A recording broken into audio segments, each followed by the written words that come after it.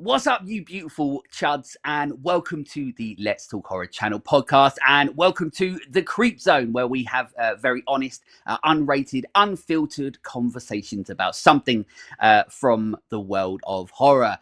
This episode is one that I've been looking forward to. I've been looking forward to doing this episode for over 5 fucking years, because this movie is going to be one of those episodes that with Let's Talk Horror, if you like it when I will not shut up about how much I fucking love a movie, then this episode is for you. If you are someone that likes it when I'm like, this movie's shit and all that sort of stuff, you probably will hate this fucking episode because we're talking about Se7en. Se7en is, to me, one. I'm just going to say it straight away. Is one of the greatest movies ever made. It is a true masterpiece. So in this episode, we are essentially going to talk about why it's a fucking masterpiece, and we're going to go through the film. We're going to, really get into, the in-depth and nitty-gritty of what this movie is, because straight away, I fucking love this movie, and I'm so excited that I'm finally talking about it. Like my guest who I'll introduce in a second, he said that we all have those, before we came on, we all have those grails, the ones that we want to talk about. Se7en is absolutely one of mine. But with me to talk about Se7en, I have with me, this is where I get it right fucking wrong, here we go. We have Deadbeat Chad from the Pretty Little Podcast. That's right. Did I get it right? First try, man. Fucking Congrats. Did it. No editing. I don't have to cut it out 100 times. I absolutely fucking did it. I honestly thought I was going to get it wrong. But thank you for coming on the show. Thank you for having me, man. I appreciate it. Absolutely. I'm Deadbeat Chad from the Pretty Little Podcast. It's a bi-weekly podcast I host with my wife, Jess. Pop culture stuff, usually movies and TV shows. So if you like me here, you can get more of that there. Absolutely. And we give you a little bit more time as well. You can promote if there's any other extra things you want to talk about. You can talk about it at the end of the episode. That way, you've got as much time as you want to tell everybody where to go and find everything you do at the Pretty Little... I knew I'd fuck it up. Pretty Little Podcast. Jesus Christ. It's not easy. It's not easy. It doesn't help when you're so shit at this, I'll tell you. So, as I said, we are talking... Right. So we are talking about Se7en. Depends how you want to spell it. You could have a little 7 in there, the number 7. You could have a V. I don't care. It looks cool. It requires the 7 as far as I'm concerned. Exactly. All the promo art, everything you see, it's got the 7. So don't worry. It was released right bang in the middle of the 90s in 1995. Directed by the legendary, the iconic, the incredibly inspirational David Fincher. I don't know if this is the same with you. I mean, I'm sort of up and down with Fincher. I love Fincher, but I think more I'm sort of blinded by my appreciation of him as a filmmaker and the way he creates his movies, probably more than his movies themselves. Well, for me, it's when he's on top, and there's really only been one movie in particular that he's done that I just don't care for, and that's Benjamin Button. I'm sorry. I'm not trying to piss anybody off, but that movie, I feel like it's just too pretentious. It's way up its own ass, and I just don't like it. But when we're talking about things like Se7en, Fight Club, Girl with the Dragon Tattoo, Gone Girl, Panic Room, The Game, I mean, it's just been kind of banger after banger with Fincher for me. I can watch pretty much anything he's done and enjoy it. And I've seen most of his movies many, many, many times. Yeah, he's one of those people. What's weird about Fincher is that, like, he makes these movies, like, they're not like quick-paced, fast movies. They are quite like slow burn movies, and it's all about following these people's or the story's journey to get to where you're going, and then you always most of the time get like these crazy sort of endings and stuff.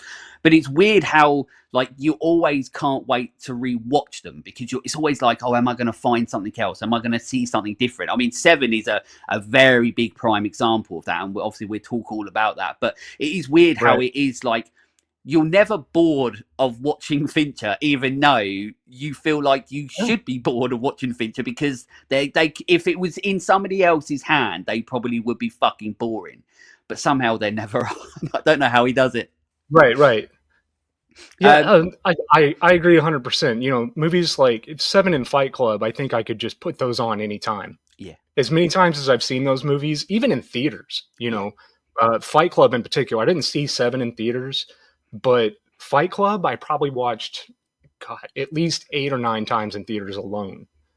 And I just don't get tired of the like you were mentioning, the style of David Fincher. Like he has a style, and for all that, like he directed Alien 3, I Mm. kind of consider Seven to be his first film. Yeah, yeah, yeah. I'm Because glad you said Alien that. 3 was kind of a mess before it fell into his lap anyway. And I can only credit that movie for what it did right because of him, not because of what it did wrong because of him, if that makes sense. Yeah, it's almost yeah. Alien 3 is one of those movies that could easily be forgotten to be a Fincher movie, and I think if anybody sort of does, I wouldn't blame them, because I'm exactly the same as you. I feel like Seven is Fincher's sort of first movie where he sort of like, this was Fincher and this is what we're going to get from him, and we're all sort of like happy because of it, so to speak. Yeah. The film Well, stars. Sorry, go I on. don't think that was even his worst film, and I don't even think it's the worst Alien film. No, there's been some That's pretty how I brutal look at absolute it. stinkers after that, and there's but yeah, so the film is starring Brad Pitt, is starring Morgan Freeman, Kevin Spacey, Gwyneth Paltrow. There's a few more in there, like Ali Ermey as well, plays the I don't know, the chief, the commissioner, whatever he is. But he's Yeah. in it. He's really good in it as well. I mean, we're getting to all the performances and everything like that. When it comes to IMDb, it's 8.6 still on IMDb, which is crazy for IMDb. It's too low. I mean, it's too low, but also anything above a 6, I suppose, is like, I always say, anything that's above a 6 is an Oscar winner on IMDb. But 8.6 on that is like, he's crazy. It goes to show how highly regarded this movie is, and then it's still 84% on Rotten Tomatoes. So for those people that live their life by Rotten Tomato scores, and they're like, should I watch this movie? Then yeah, you should absolutely see it, because Rotten Tomatoes says it's 84%. But yeah, Google I would not synopsis. be able to enjoy the movies I enjoy if I went by Rotten Tomato scores. Yeah, exactly.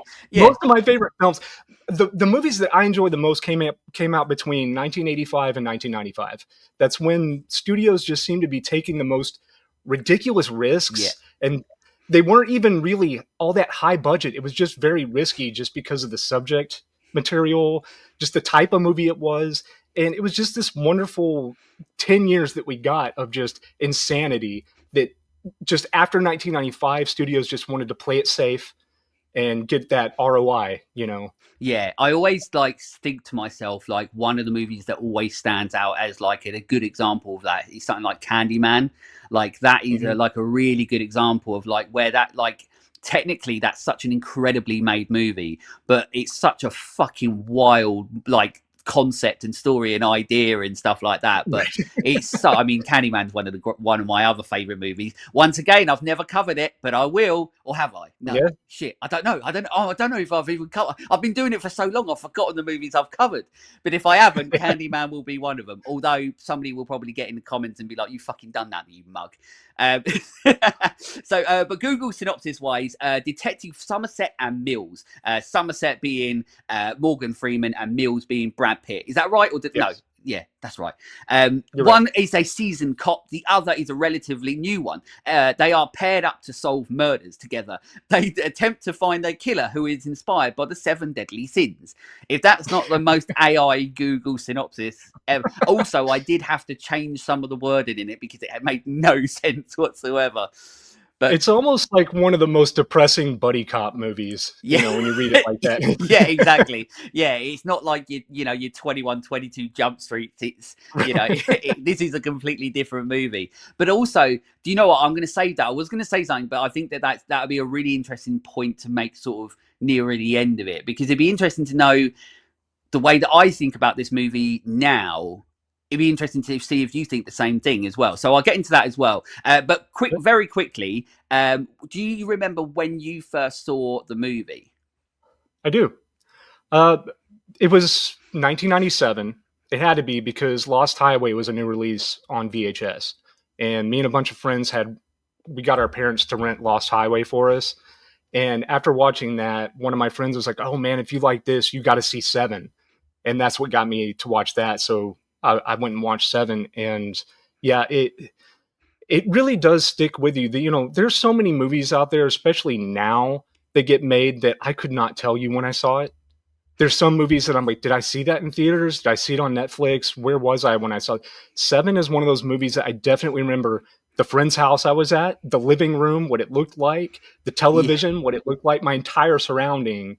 I could tell you what we ate for dinner that night. You Yeah. know, it, It was like a it's moment. It was crazy. an occasion.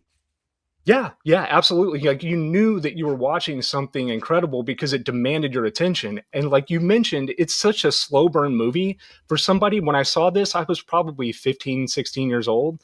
And I was captivated by it when I was at a point where Jim Carrey movies were what was holding my attention, you know? Yeah, you're right. Things like The Mask and Ace Ventura. So yeah, to put something like this on that is such a slow burn, it does speak volumes to the just the craftsmanship that went into this film. Yeah, you're exactly right. I couldn't put it better than that. This movie is so important to me that as a movie, like everything you just said, is exactly how I feel about it as a movie. But this movie is a movie that actually is part of changing my life. And what I mean by that is that, like, anybody that knows the show and everything, because I talk about it every fucking episode, but also the reason I talk about it is because it's a huge part of what Let's Talk Horror is, or the types of discussions that I have on the show, is because outside of all this, acting, filmmaking is what I've always wanted to do since I was like 8 years old. So Mm. and that is because of, movies what I grew up with, and so to speak. And I remember getting this movie on VHS, and I was probably, I'm trying to think about sort of, it was before college, which was 16, so I was probably about 14, 15 when I saw this movie. And it opened my eyes to understanding the impact of technical side of filmmaking more than Right. anything ever before. Apart from Evil Dead, the first Evil Dead movie and Alien, they were the other movies that like made me want to be a filmmaker.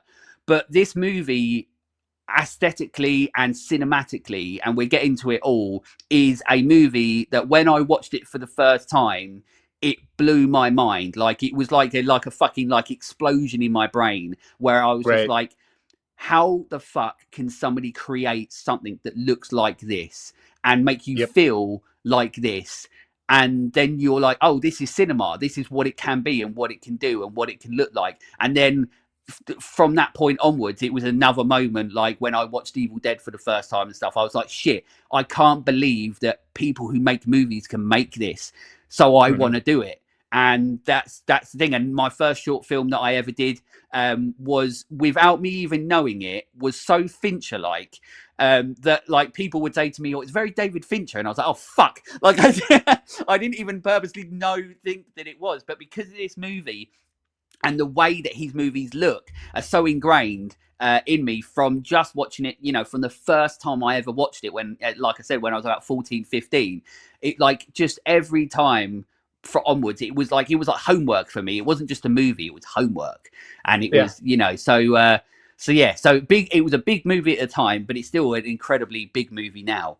Um, Yeah, but like you, yeah, this came in at a perfect time in my life because this is it was that turning point where I was coming out of like the Saturday morning cartoons, yeah, looking for something more adult, more edgy, looking to get past the superhero comic books and more into the Alan Moore superhero comic yeah, books, if yeah, that yeah, makes sense. And this movie, along with Lost Highway, Clockwork Orange, Fight Club, things like this, American Psycho came out around that same time as Fight Club. Uh, those were the movies that really did usher me in because once we passed the year 2000, I was now looking at movies as less of a form of entertainment and more of a source of artistic inspiration. right, yeah, yeah. And That's a I good think way of that's looking what at you're it. trying to explain with Seven is it became more of a work of art and Yes. an expression of art and inspired you to want to do the same thing, Yeah. to get yourself out there. And yeah, I agree with you 100%. This is definitely one of those changing moments when you see this, especially at that age where you're ready for this type of thing. Yeah, absolutely. Yeah, you're right. It's like that moment in your life, the age that you're looking for something like this. And then when, like I said, when I like already knowing what I wanted to do and never like feeling like something like this has captured me as much as it had, apart from some of the other odd movies, stuff as well. Like The Crow was one of them, and as I said, Candyman, stuff like that. They were like movies where I was like, fuck, like these are inspirational rather than just me like watching them and going, that's a movie. I enjoyed that, or I didn't like it. They were like more. It's more. This movie is more than a movie. You're exactly right. I mean, I've even literally in those words got it written down here that this movie is art. But we're getting to it all anyway. We're getting to see, this is what happens when I can't stop fucking talking about it already. So here we go. So this is basically we do a run through of the movie. Everything sort of really happens in the movie. So we open the movie with obviously an absolute legend of cinema, Morgan Freeman. He's a cop, and then we get introduced obviously to our first dead body. But I like this as well because the way that they open this movie is that we already get a sense that Morgan Freeman's like a good cop. You know what I mean? Like, you straight away, like you've got him there. He's sort of investigating the first sort of scene, that isn't really like a big thing at that moment, but we're introduced to Somerset. And then you've got like this guy who's like a proper like douchebag New York cop who doesn't give a fuck about anything. And he's just like basically saying like they hate Morgan Freeman coming around because he's actually investigating shit and they can't. He makes them do the work. Yeah, he makes them do their job. Yes, absolutely. We all have coworkers like this. yeah, exactly. But yeah, you're right. He's the good cop that's been there so long that he's just been kind of, what is it? I guess he's just been worn down just by, no matter how hard you try to be good, the insanity around you is just going to persist until it just wears you down to the point where you just kind of have to give up. Yeah. And that's where he's at when we start this film. Yeah, you're right. Yeah, that's exactly that point he is. But then swagging in comes Brad Pitt, and he's obviously been transferred to this precinct. Well, he's transferred himself to this precinct. Obviously, the Morgan Freeman's pretty much, why the fuck have you done that? But it's just happened. I don't know if you're the same as me. So I don't follow like celebrity stuff or anything, stuff like especially when I was like 14, 15 years old. I didn't give a shit. But Brad Pitt doesn't look that well in this movie. I don't know if that's just me, but he looks a bit like a junkie in this movie. So he's very thin. If that's intentional or not. I mean, I'll next time I watch it, I'll watch it with that in mind. I didn't really notice. Now after, well, we're getting ahead of ourselves. I'm getting ahead of myself here. But there's a scene in the movie where he does kind of get his ass kicked a little bit, and then after that, you're right, he does kind of look a little gaunt. Yeah, but I'm wondering whether this was a moment in like Brad Pitt's life where it was like, they all go through it, the cocaine years, the drugs years, you know what I mean? And I'm wondering if like 95 or whenever this was made sort of thing, 94, 95, whatever, I wonder if that was a bad time for Brad Pitt. But obviously in regards to his career after this, like this is, I mean, we're getting to it all, but I mean, in regards to his career, like this was a big changing point in his career. It definitely was. It was. He's the perception of, the beautiful boy of Hollywood, that was on the back burner when this movie, that wasn't the thought process of this movie or getting him. But yeah, so then we get, after this bit, obviously we're introduced to him, Freeman's like, what the fuck are you doing here? But then we get something that I really miss because we get that proper old school 90s grunge, 9 Inch Nails remix, intro, which I fucking love because also it's purposeful because it's showing you like all the John Doe shit, like it's showing you like cutting off his fingers, his fingerprints and stuff like that. So like I miss intros like this because I get why they got rid of them because we don't really get it like that much anymore in movies. It's pretty much like straight into the movies, and I think it's because like a lot of filmmakers obviously they were lazy. Like this was quite a tradition for a while where obviously for years and years where the start of the movie would be showing you the cast and the creation, the creators of the movie. But a lot of the time, like they would just like, sometimes they'd just be black screens with music over top and you're like, well, this is fucking boring. You know what it is? Modern audiences want to be told the plot. They want to be handheld through everything that they watch, or at least that's what the producers of the newer movies think. Yeah. My wife and I talked about this on our podcast because we were watching, was it Y2K? Oh, the newer one. Yeah. Conceptually, that movie reaches me because of the time period I was there, but that movie, it just kind of felt dumb, you know? I was entertained, but it was very dumb. And it was almost like it was created because they thought that you were going to be scrolling on your phone or playing a video game with this thing in the background, and with this film, like you mentioned, this intro is absolutely important. Not only stylistically, it's cool as hell, but like you said, there's exposition there. Yeah. There's things you need to notice because it comes up in the film. And David Fincher does this in other movies too. Like his intros to his movies are typically this type of thing. They're, Yeah. you know, just these incredible visually appealing works of art of themselves. And this DVD that I have right here, there is a bonus feature on here for that segment alone that has 3 different versions of it, as well as 3 different commentary tracks. That is how important this intro is. Yeah, that's wild. You're right. It's incredible. Yeah, it's great, and I do really miss it. And I've always that's one of my things that I've always said. Like, if I ever got the opportunity to make a movie, I want to try and do what I can to bring back those like exposition intros, you know, and make them cool as fuck, and then get Trent Reznor to fucking score it, and then I've won in life. That's it. I've done. But it's but yeah. So but then we go from that. Obviously, the after the intro, we're in Morgan Freeman's bedroom. We, you know, once again we're getting a bit more of understanding of the characters. Morgan Freeman lives alone. You know, seems to be a bit of a lonely man sort of thing. We go into Brad Pitt. We go into his home, but he's waking up. You know, to Gwyneth Paltrow before the vagina candles. But and I think at this point as well, I think they were dating. I think I read that they were like dating at this point as well. I could be wrong, but I think at that point those two were dating. It obviously didn't last very long. But that tends to happen. Brad Pitt's co-stars tend to wind up dating him. Yeah. I mean, you know, it's easy to see why. I bet you Freeman tried as well. But at this point, it's absolutely pissing it down. And as they head into a new crime scene, basically, we've got what is called. This is sort of the first intro into, you know, where we go with the movie. We get with the spaghetti murders, as I call it. And this is, as I said, the sort of the case where it all begins, where you've got this guy who's got his face in a bowl of spaghetti. You know, there's piss everywhere. It's very grotesque. It's very of the time. You know, like I said, I've always referenced like this film is very grunge. You know, dirty, grimy, and what's funny as well is like it's not from the 80s. Like a lot of the time in the 80s they looked like this, but didn't mean to look like this. This is purposely like trying to look like this. Like it's disgusting. Almost like a high budget grindhouse film. Yeah, that's how I view this, you know. And unfortunately, my wife and I watched this last night, and we started the movie right as we were eating dinner. Eating dinner while we were watching this, and that scene came up, and I could tell she was looking away. Yeah, it's a gross scene, and it sets it all up in such like a fantastic way. But also, you get I think one of the really big things for me is that, like in this, so they obviously did it for technical reasons because it means you don't have to worry about the weather. They just made everything rain in this movie, and throughout the whole movie, it's constantly raining. But every time I watch this movie, I can't help but have that saying in my head of, and we go through it because obviously, you know, the film continues to, you know, get worse and worse and worse for these characters, so to speak. And I feel like the thing that I always have in my head is when it rains, it pours.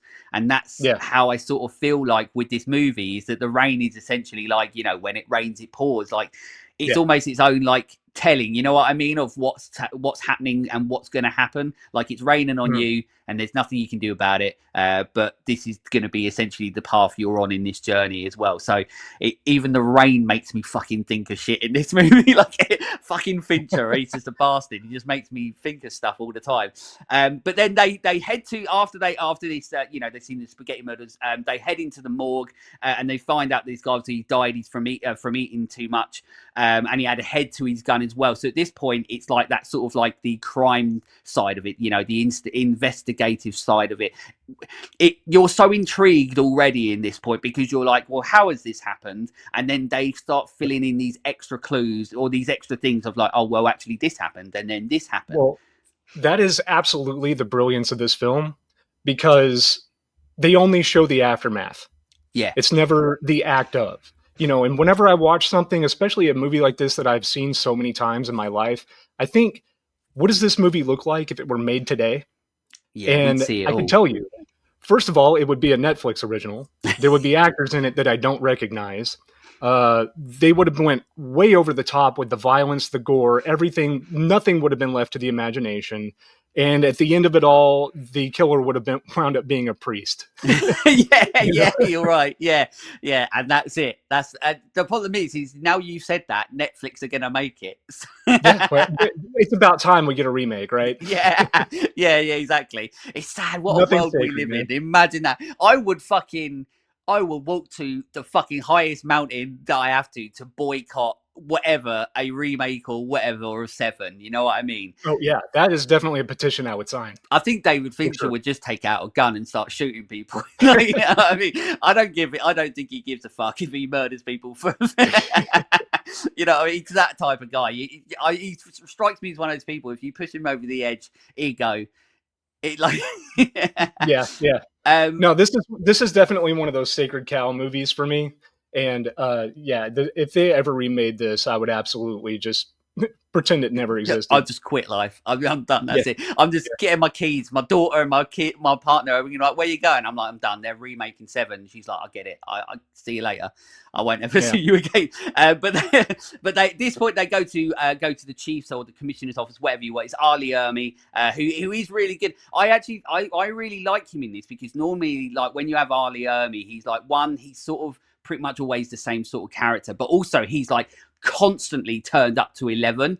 I actually think he's actually like perfect. Like he is very like subdued in this. Like he isn't like, you know, like Ali Ermi, like, you know what I mean? Like he is a little diluted. Yeah, for sure. Yeah.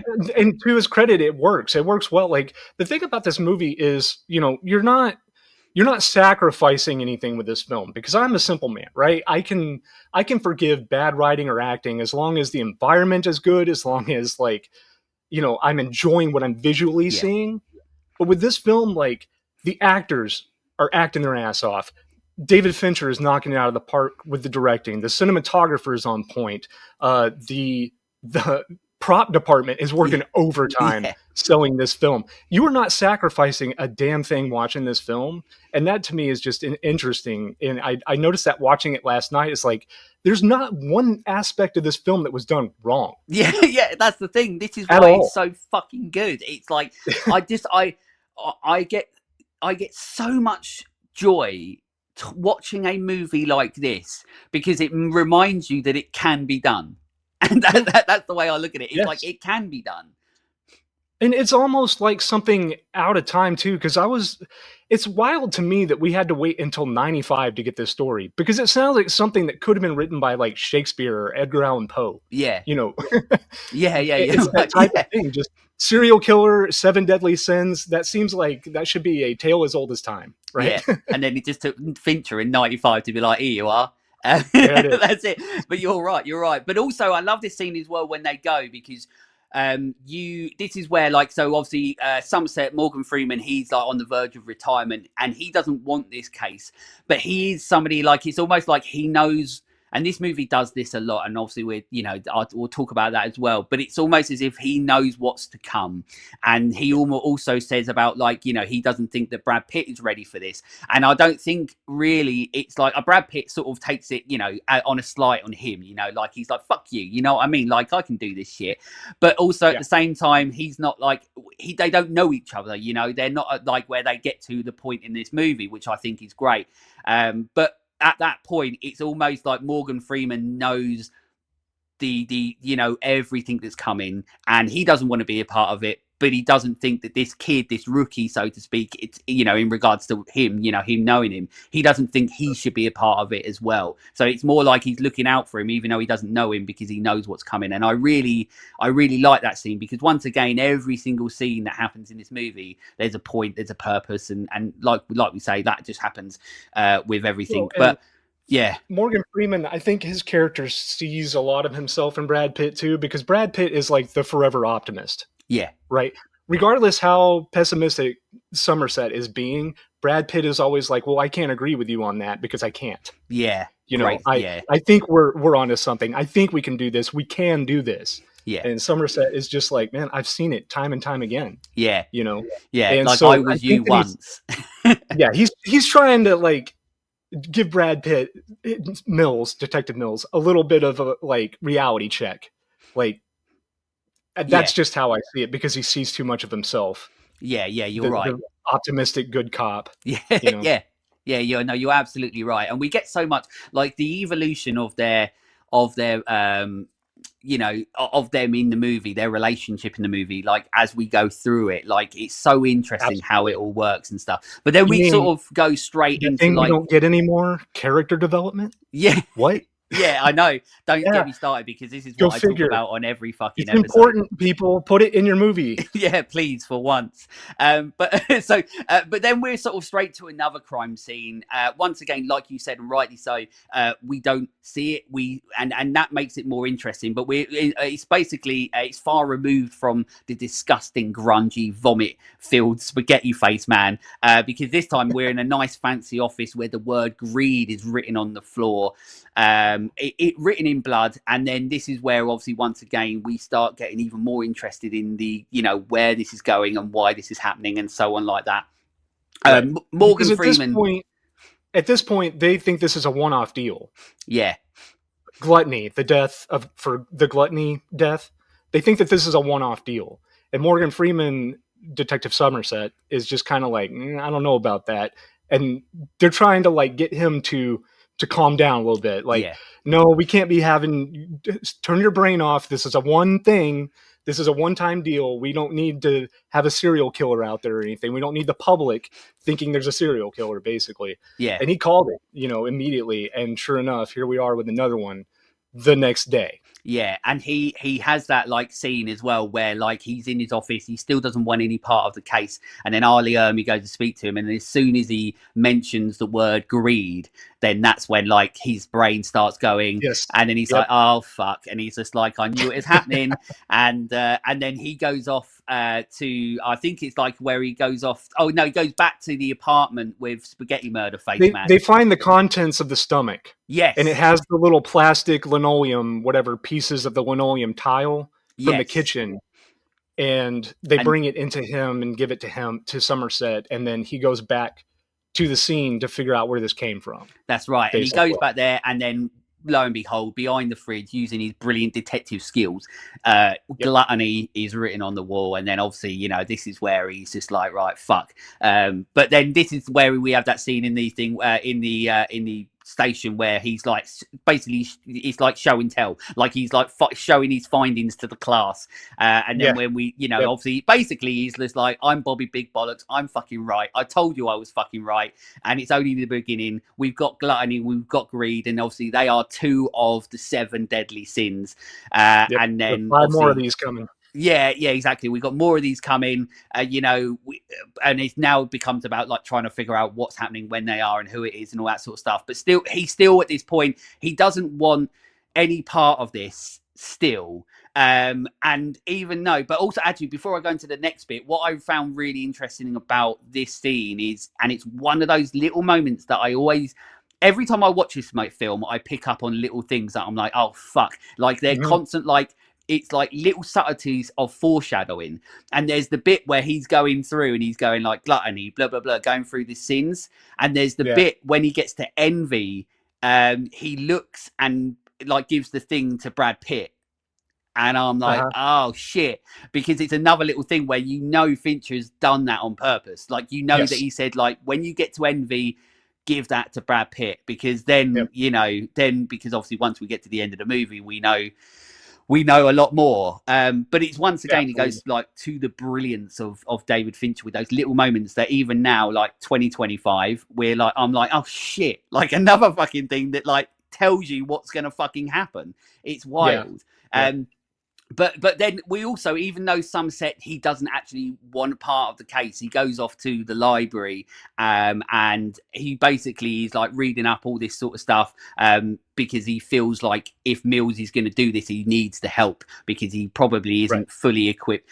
Mills is one of those cops that reacts on instinct and heart, I would say, rather than intellect. Freeman is the brain side of it all, and he's also young and impulsive. Yeah, that's what I mean. Yeah, you're right. Yeah, that's what Somerset is trying to like basically get out of him early on, because you can't have that mindset going into being a detective, because you're going to overlook things, you're going to mess up a crime scene, you're going to do something wrong.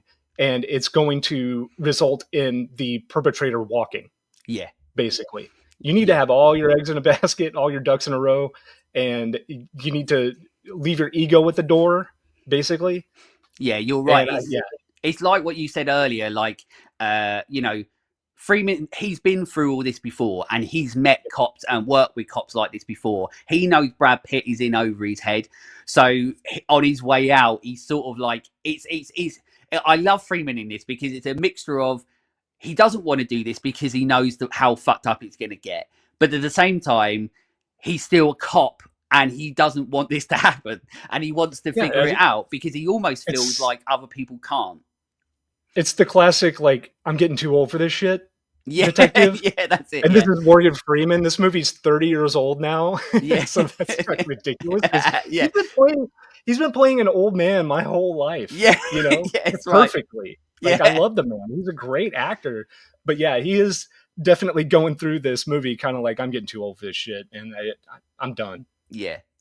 and then it has to be this one that makes him sort of undone, so to speak. And what a case to go out on. Yeah, you know? Yeah, exactly. Yeah, yeah. He'd never forget this one. But the but then at this point, I like this little moment where they go back to the office. At this point, they're still not like, you know, they're not really friends. They're more like partners. You know, they're just workmates, so to speak, at this point. But then they get a phone call from Gwyneth Paltrow, who wants to speak to Somerset. Yeah. Mills has no fucking clue what they're saying, and it's like the little pause where he says nothing after the phone call, and he puts the phone down, and Brad Pitt's almost sitting there like, what, and he's just like, oh yeah, I'm coming over for like tea later on, and he's just like, oh, brilliant. And but I love that moment as well because it's sort of like because also we sort of learn more about Gwyneth Paltrow's character throughout of it. You know, she's not in it a lot, but you can tell, you know, you get the sense that, you know, she's like doesn't feel necessarily safe. She's lonely, you know, in this new sort of place.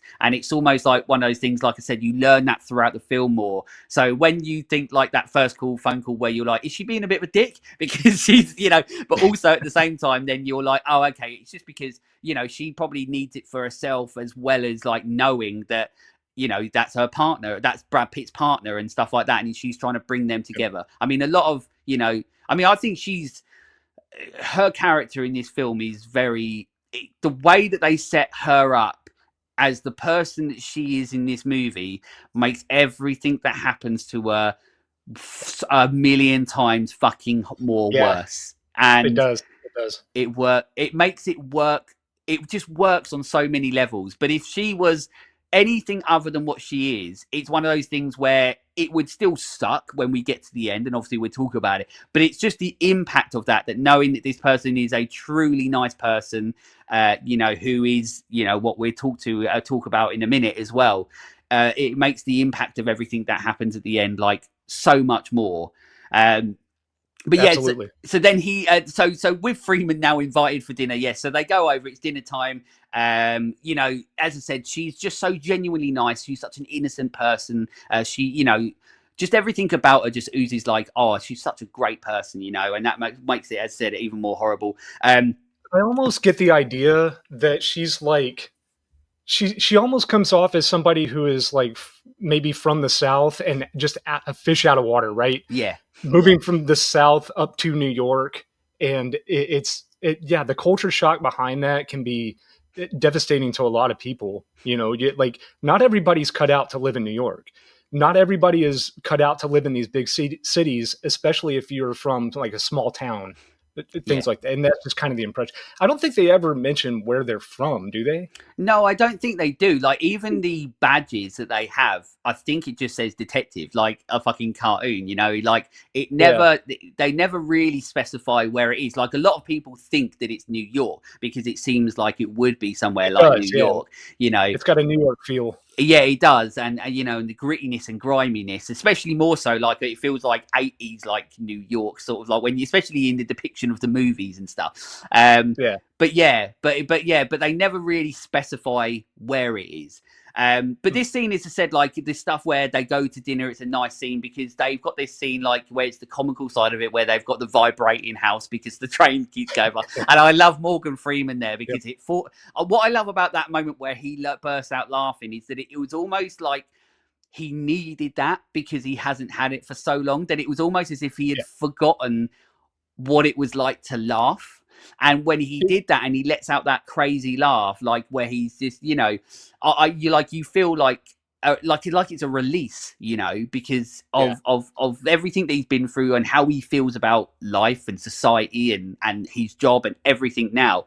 It's probably been a long time since he's had a sit down dinner with people and had a laugh, and I love that scene. But then it doesn't take long for them to do what cops do, and that's getting to work. So even even though they're having dinner, they're working hard at, trying to crack the case and figure out more stuff, which obviously they continuously do throughout the movie. But there's great direction in that scene, because once again, like, Fincher's great at like moments that you don't really know until you watch them 100 times and you're like, shit. And they're like character moments, where they're story moments. And there's a great bit where Mills gets up and he's like, do you want a beer? And Somerset's like, oh no, I'll have a wine, or whatever he says.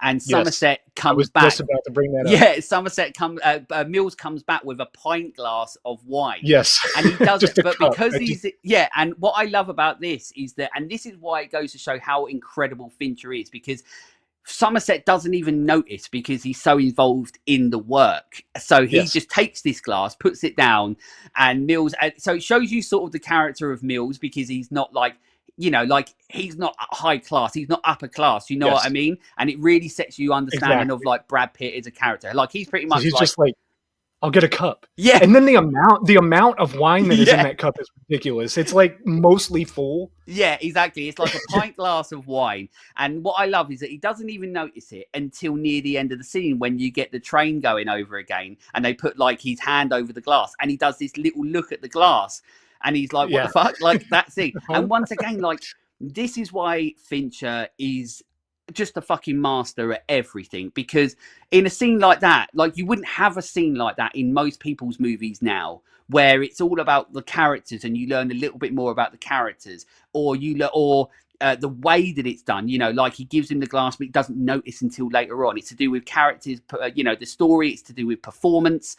It's just, I call this effortless obsession. Yes. It's how I look at like a David Fincher or a David Lynch or a Paul Thomas Anderson or a Terry Gilliam. These types of things that are just 100% like obsessive about every little thing in this movie, but it comes off as just so effortless. Yeah. And it's just part of the world. It's part of the character. And we all it's know all by design. Yeah.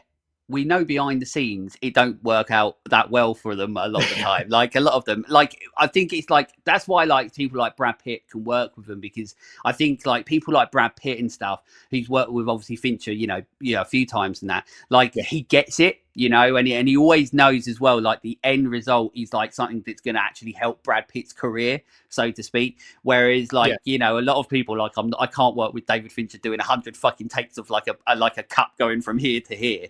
But Ridley Scott is another one. Yeah, Ridley Scott. Yeah, that's it. And there's a few of them, but it, like, at the end of the day, like, if you think about these people like Kubrick and stuff like that, he was the same. But if you think about these people where you hear like these stories about, oh yeah, I had to do 100 fucking takes of this. Yeah, but when you're talking about it, you're talking about the people that have created some of the most important and inspirational movies in cinema.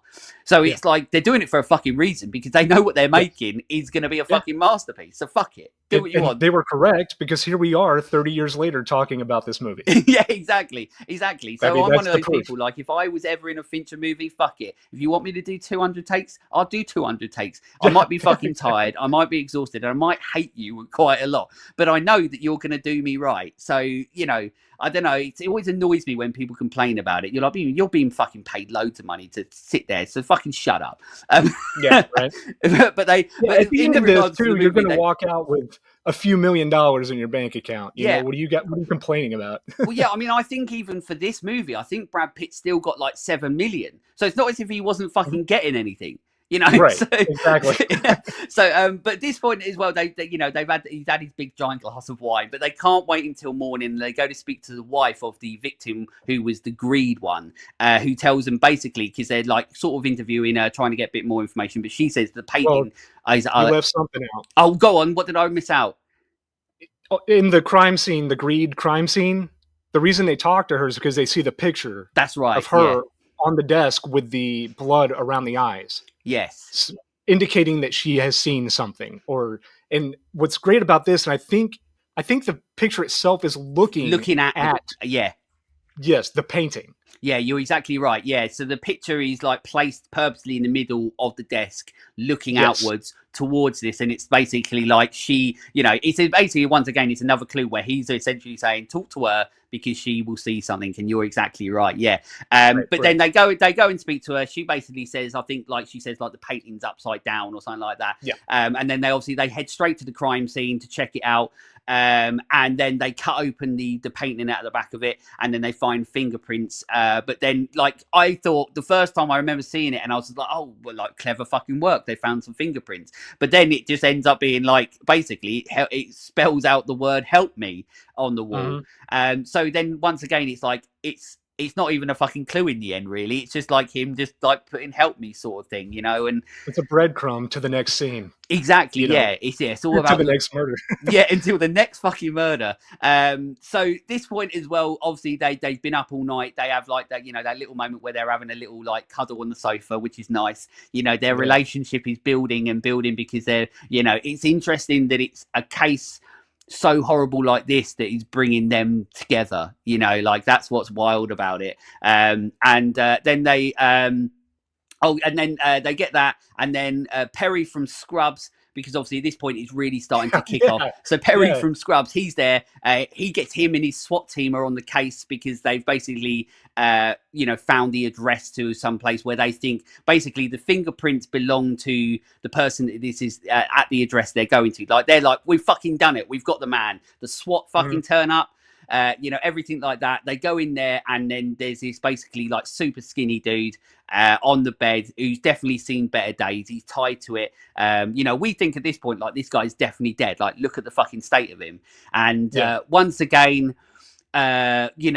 the set design is just so fucking insane on this movie, and everything is so meticulously put together and planned, and looks and is the way that it's shot. And once again, we're back to that like gross griminess. So the walls look like they're fucking gross and everything like that. And the prosthetics on this super skinny like guy who's got like all these fucking things all over him. It's gross. And then he's got the car fresheners hanging from everywhere. the ceiling to like cover up the smell.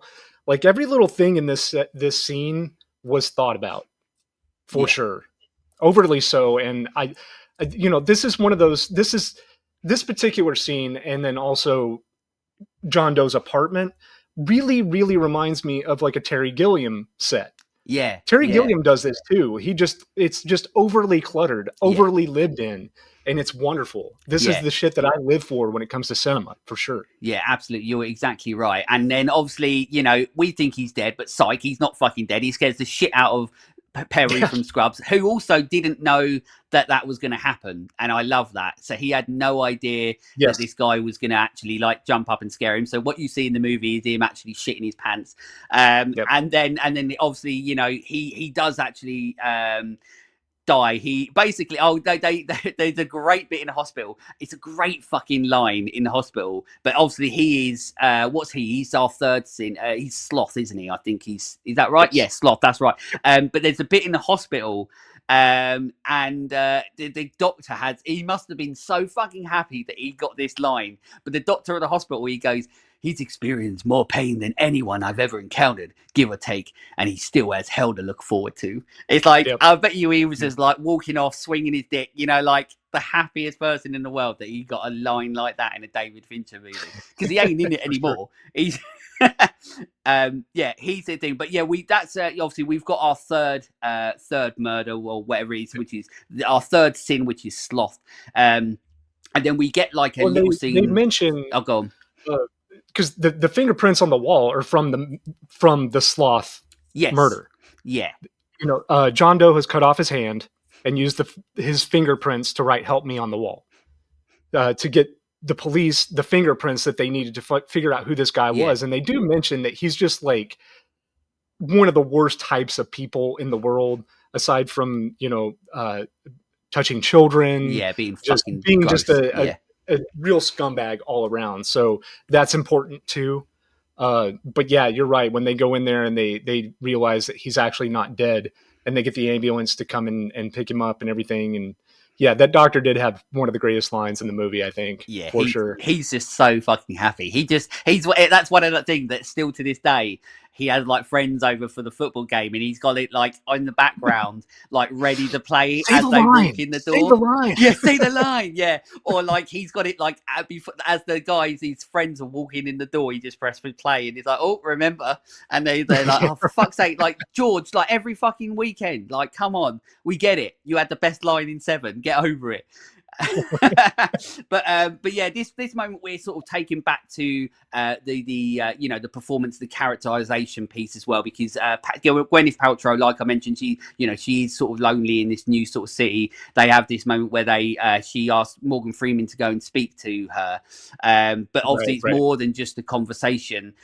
So over breakfast, basically she tells him that Brad Pitt and herself, they were expecting a baby and he doesn't know, and then obviously it's a secret. And once again, it's a very it's an emotional impact moment in the movie as well. It's one of those great performance movies where there's a lot of moments where it's like the regret of life from Morgan Freeman in this, and like you Right. said earlier, it's like he's too old for this shit. You know what I mean? But there's a lot of moments of like regret in this life, and he's, and once again as well, the thing that he's talking about is a tough subject. It's a tough thing to talk about, and this is what is so great about this movie, is that there is so many, like nothing in this movie, it really is good, apart from Gwyneth Paltrow and who she is as a Right. character and stuff. But there's No, it's nothing. not an uplifting movie at No, all. it's not. And it's even it's a even in depressing those, movie to watch. yeah, and even in those conversations where it's just them like talking in a diner, like he's talking about, essentially like not wanting a kid, and this is what he did to sort of not have a kid, and he wore his partner down, and essentially it's all about regretting it. And he has that, another great moment and another great line when he's talking about, Even though he says that he's convinced he made the right decision, yeah, he still regrets it every day. yeah, yeah, Not bringing a child into the world, that this world that's around us. What kind of life would a child have? yeah, And still regrets it, even though he's convinced he made the right decision. yeah. And it's, once again, it's like another very like impactful moment in the movie, but it's impactful because of the performance side of it. And that's the thing, it's this movie is constantly like, it's impactful because of what's happening, it's impactful because of the performances. Like whatever it does, it's doing it like you've already said, like we said, at like the highest possible level. But Right. they're back to investigating the sins.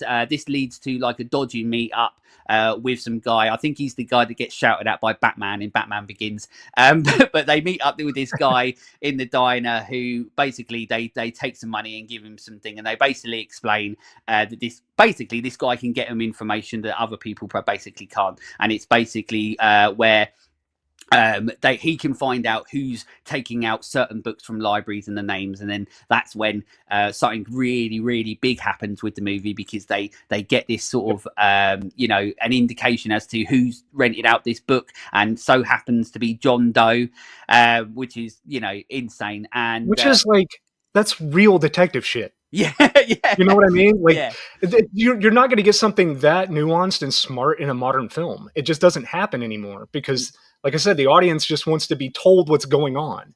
They yeah, want everything spelled out for them. But yeah, yeah, this is another level, like you said, that David Fincher has gone on to do something that actual detectives would do to solve a murder.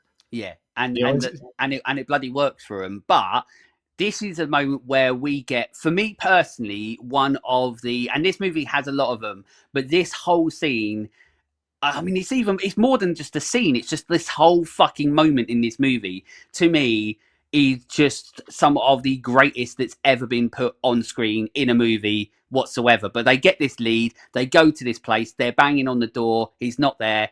Kevin Spacey basically turns up at the end of the hall, and you're like, oh the fuck, holy shit look on his face when he's yeah, like, "What the hell is this? How did you figure yeah. this out?" Like, oh shit, they're good at their job. Like, Yes, like all this time exactly. he's been ahead of them every step of the way, and now Yep. for once they're ahead of Now he's him. having to act on his feet. He's having to like just improvise here. Yeah, At this point, and he was not expecting it. No, and the way that he drops his stuff, starts shooting straight away, then it goes on this crazy chase, which is just so fucking insane. Like, it's so incredibly shot. Like, the way that it is, like, it got, you know, the way the camera's moving, and it's constantly like giving you this like. It's so tense that this moment in the movie, where the way that it's filmed adds to how like the impact that you're feeling. Like, you're almost out of breath watching this moment in the movie. Like, your brain's going like 100 miles per hour, because they're like, shit, what's going to happen? Obviously, once you've seen it, you know, but when I remember watching it for the first time and being like, what the fuck? Like, what's going to happen? And it's like, and it's not like, it's not done Hollywood at all. Like, it's very much like, oh fuck's sake, like the amount of times Mills during the chase gets fucking pissed off because he's gone the other way, and he's like, oh, for fuck's sake, like, and now he's got to go the other way to get there, and he's going through the houses and stuff like that, or like, you know. And it's also, they do the things that probably would happen in real life, like the thing when he looks around the corner but then he's just standing there ready to shoot him, you know what I mean? You know, or like when he looks out the window and he's just there ready to shoot him, you know, like in other Hollywood movies it's very much like just a constant chase, you know. They take the reality out of it, but the reality is that like this is very grounded, and it's very much like, well, he's just trying to kill Brad Pitt, until we do get to that moment where he has the chance to kill Brad Pitt, where you know, it's all raining and he puts the gun to his head. I basically, this to me aesthetically is some of the most beautiful shots that's ever put on cinema in a movie of all time. It's just this depth of field, the frame rate, you know, the look of it, you know, the rain coming down, you know, that slight sort of slow motion, just everything about it is perfect. This whole encounter that they have with John Doe at this moment, like when I watched this the first time, this kind of felt like a red herring situation, because I was like, there's no way that's the actual killer. There's no way this is a red herring situation, and no, it's not. It actually is. And I think that is, it's just super important, because again, they're making him have to think on his feet. He was not expecting this. He is just kind of finding anything. He has a gun, so he's going to shoot his problems away. You know, he's going to run from it. He's going to try to get away. Then when he can't, he's going to try to, I think he picks up a crowbar or something and hits Brad Pitt in the head with the crowbar. This is a very, like you said, this is not a Hollywood approach to this. This is a grindhouse approach. Yeah, you're right. Yeah, you're absolutely right. And it genuinely, this whole moment from them getting to the apartment to that happening is literally like, I feel like if they aren't already, that moment, that segment in the movie is like where you take that to film schools, to people who want to make movies, and you go, fucking like, look at this. This is how you make a fucking movie in every aspect, in regards to, you know, cinematically and technically, in regards to how it's supposed to make you feel, the performances, like just every single moment. But then it goes into, I mean, it doesn't end there, because obviously they have that great moment where they, you know, Mills at this point, you know, he's fucking right pissed off. Like, he's just like, I can't have this. Somerset's trying to get him to calm down, and he's trying to not get him to kick the door down. But this is like the impulse. This scene is very, very important, this moment, because obviously it goes to show the impulsiveness of Mills, because it makes sense to everything that happens at the end of the movie. And it's almost sort of play by play. That moment is almost play by play, exactly sort of what happens at that moment in the end, where you've got, you know, and we get to it, but Mills is at that point, you know, he's just acting on impulse, you know, whereas Somerset is like trying to talk him out of it. That happens, you know, later on in the movie in an even bigger scene than this. But he does kick the door down. He doesn't give a shit at this point. He's too fucking pissed off.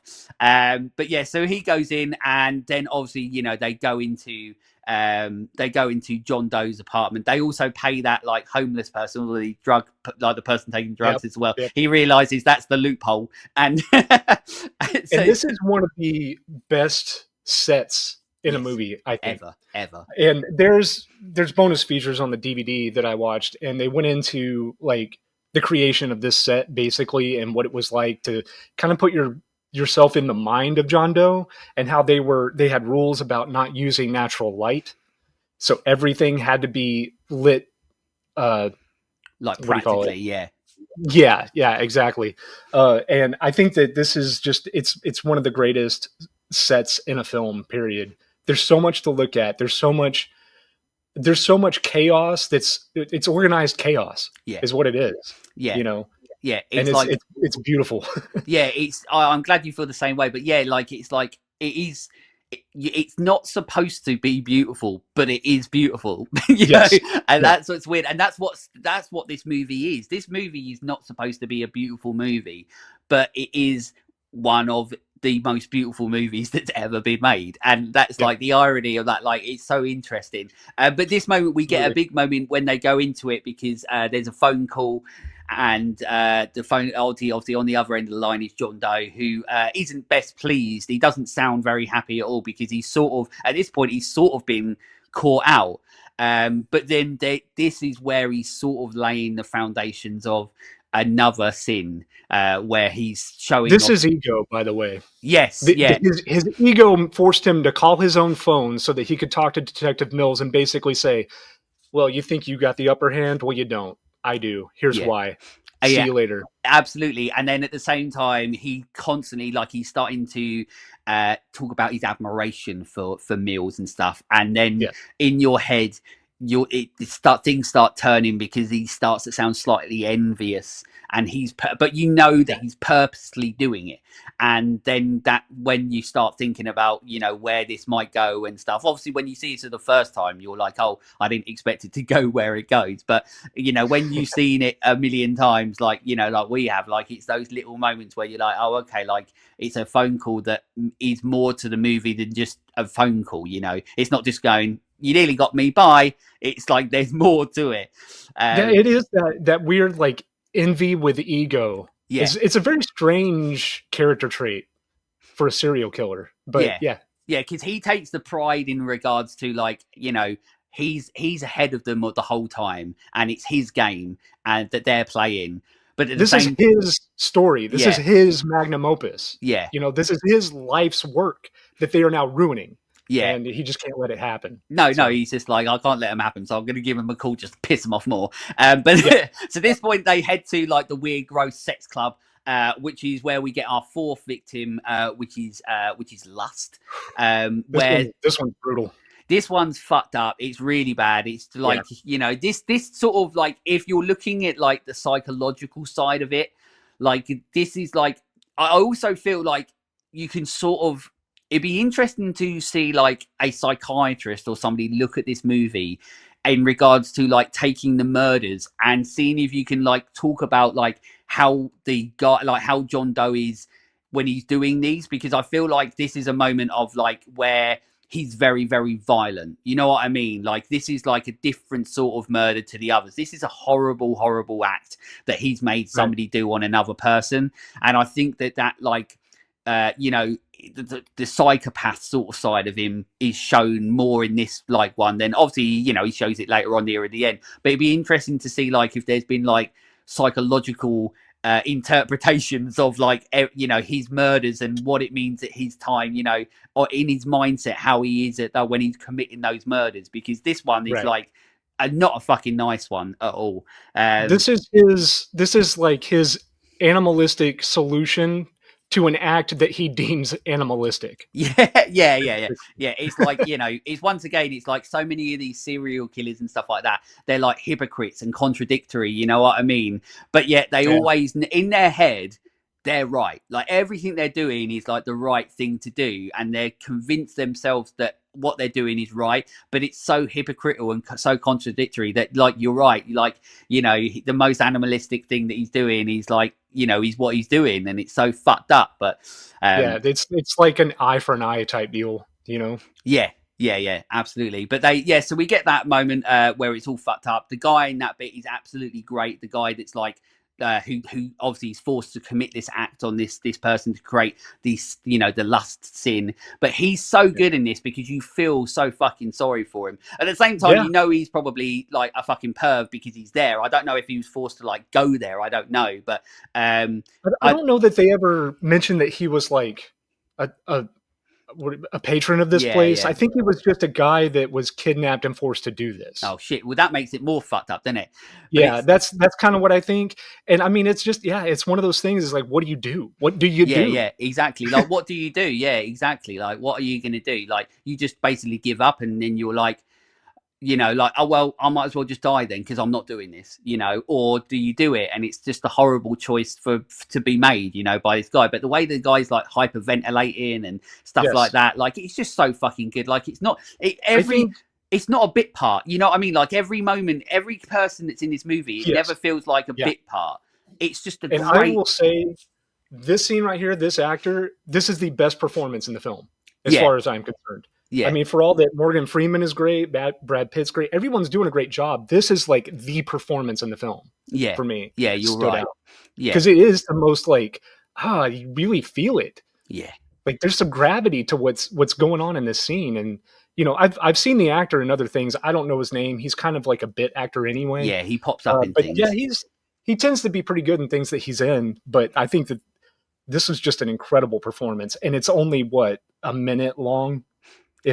Well, what's great as well is that, and you're exactly right. And what I literally just like was thinking this as we're talking about it, which is why I love having conversations about it, is because it's almost as if like he's so good that it feels like we're watching him deal with what's happened in real time. And that is like insane, like where he's like hyperventilating because, everything that's happening. And then he's that moment where he's like, oh God, like, you know what I mean? And he just, he can't, watching he can't fathom it. Yeah. Watching this, you forget you're watching a movie. Yeah. This feels like a documentary at this point. Watching that performance, it feels like you're watching somebody like confessing to doing this. Yeah, you're right. It is incredible. Yeah, it's absolutely insane. And once again, like you said, it's like a minute of the fucking movie. And then the next scene as well is another bit that's like a minute of the movie. But once again, it's so important because there's a bit where they're sitting in the car, like everything is really getting the best of them. Like they're like, even Somerset, you can feel that like the gravity of the situation is sort of like weighing on him. But the first line he says when he's sitting in the car is, "This isn't going to have a happy ending." Yeah. And you're like, fuck, like, and you sort of believe him, if you see this for the first time with everything he's gone through, you believe him. Is this where Somerset is like, you're expecting this man to be the actual devil? Yeah. But he's not. He's just a man. Yeah, pretty much. You're going to be let down by who this is. He's just a man. Yeah. That type of thing. And Brad Pitt he's trying to like process that in a way that makes sense to him, because to him, like, this guy is the devil. Yeah. In his mind, he's already had his ass kicked by him. He's already been foiled by him time and time again. This guy that he is going after, that's his white whale. Yeah. And Somerset's just kind of trying to humble him a little bit and say, no, this is life. He's just a dude. Yeah, and you're right. And also, I feel like it's like we almost get like almost a protective side of like Somerset as well, because he knows something that Brad Pitt doesn't. And he almost got killed. Yeah. He almost lost his life pursuing this man because he was impulsive. Yeah. Like he really is trying to protect him at this point, for sure. Yeah. And I love just, once again, it's just the constant like building that relationship between them that we get throughout the movie that's so like enjoyable to watch from a directing, a filmmaking standpoint, because you're like, it's so perfectly structured.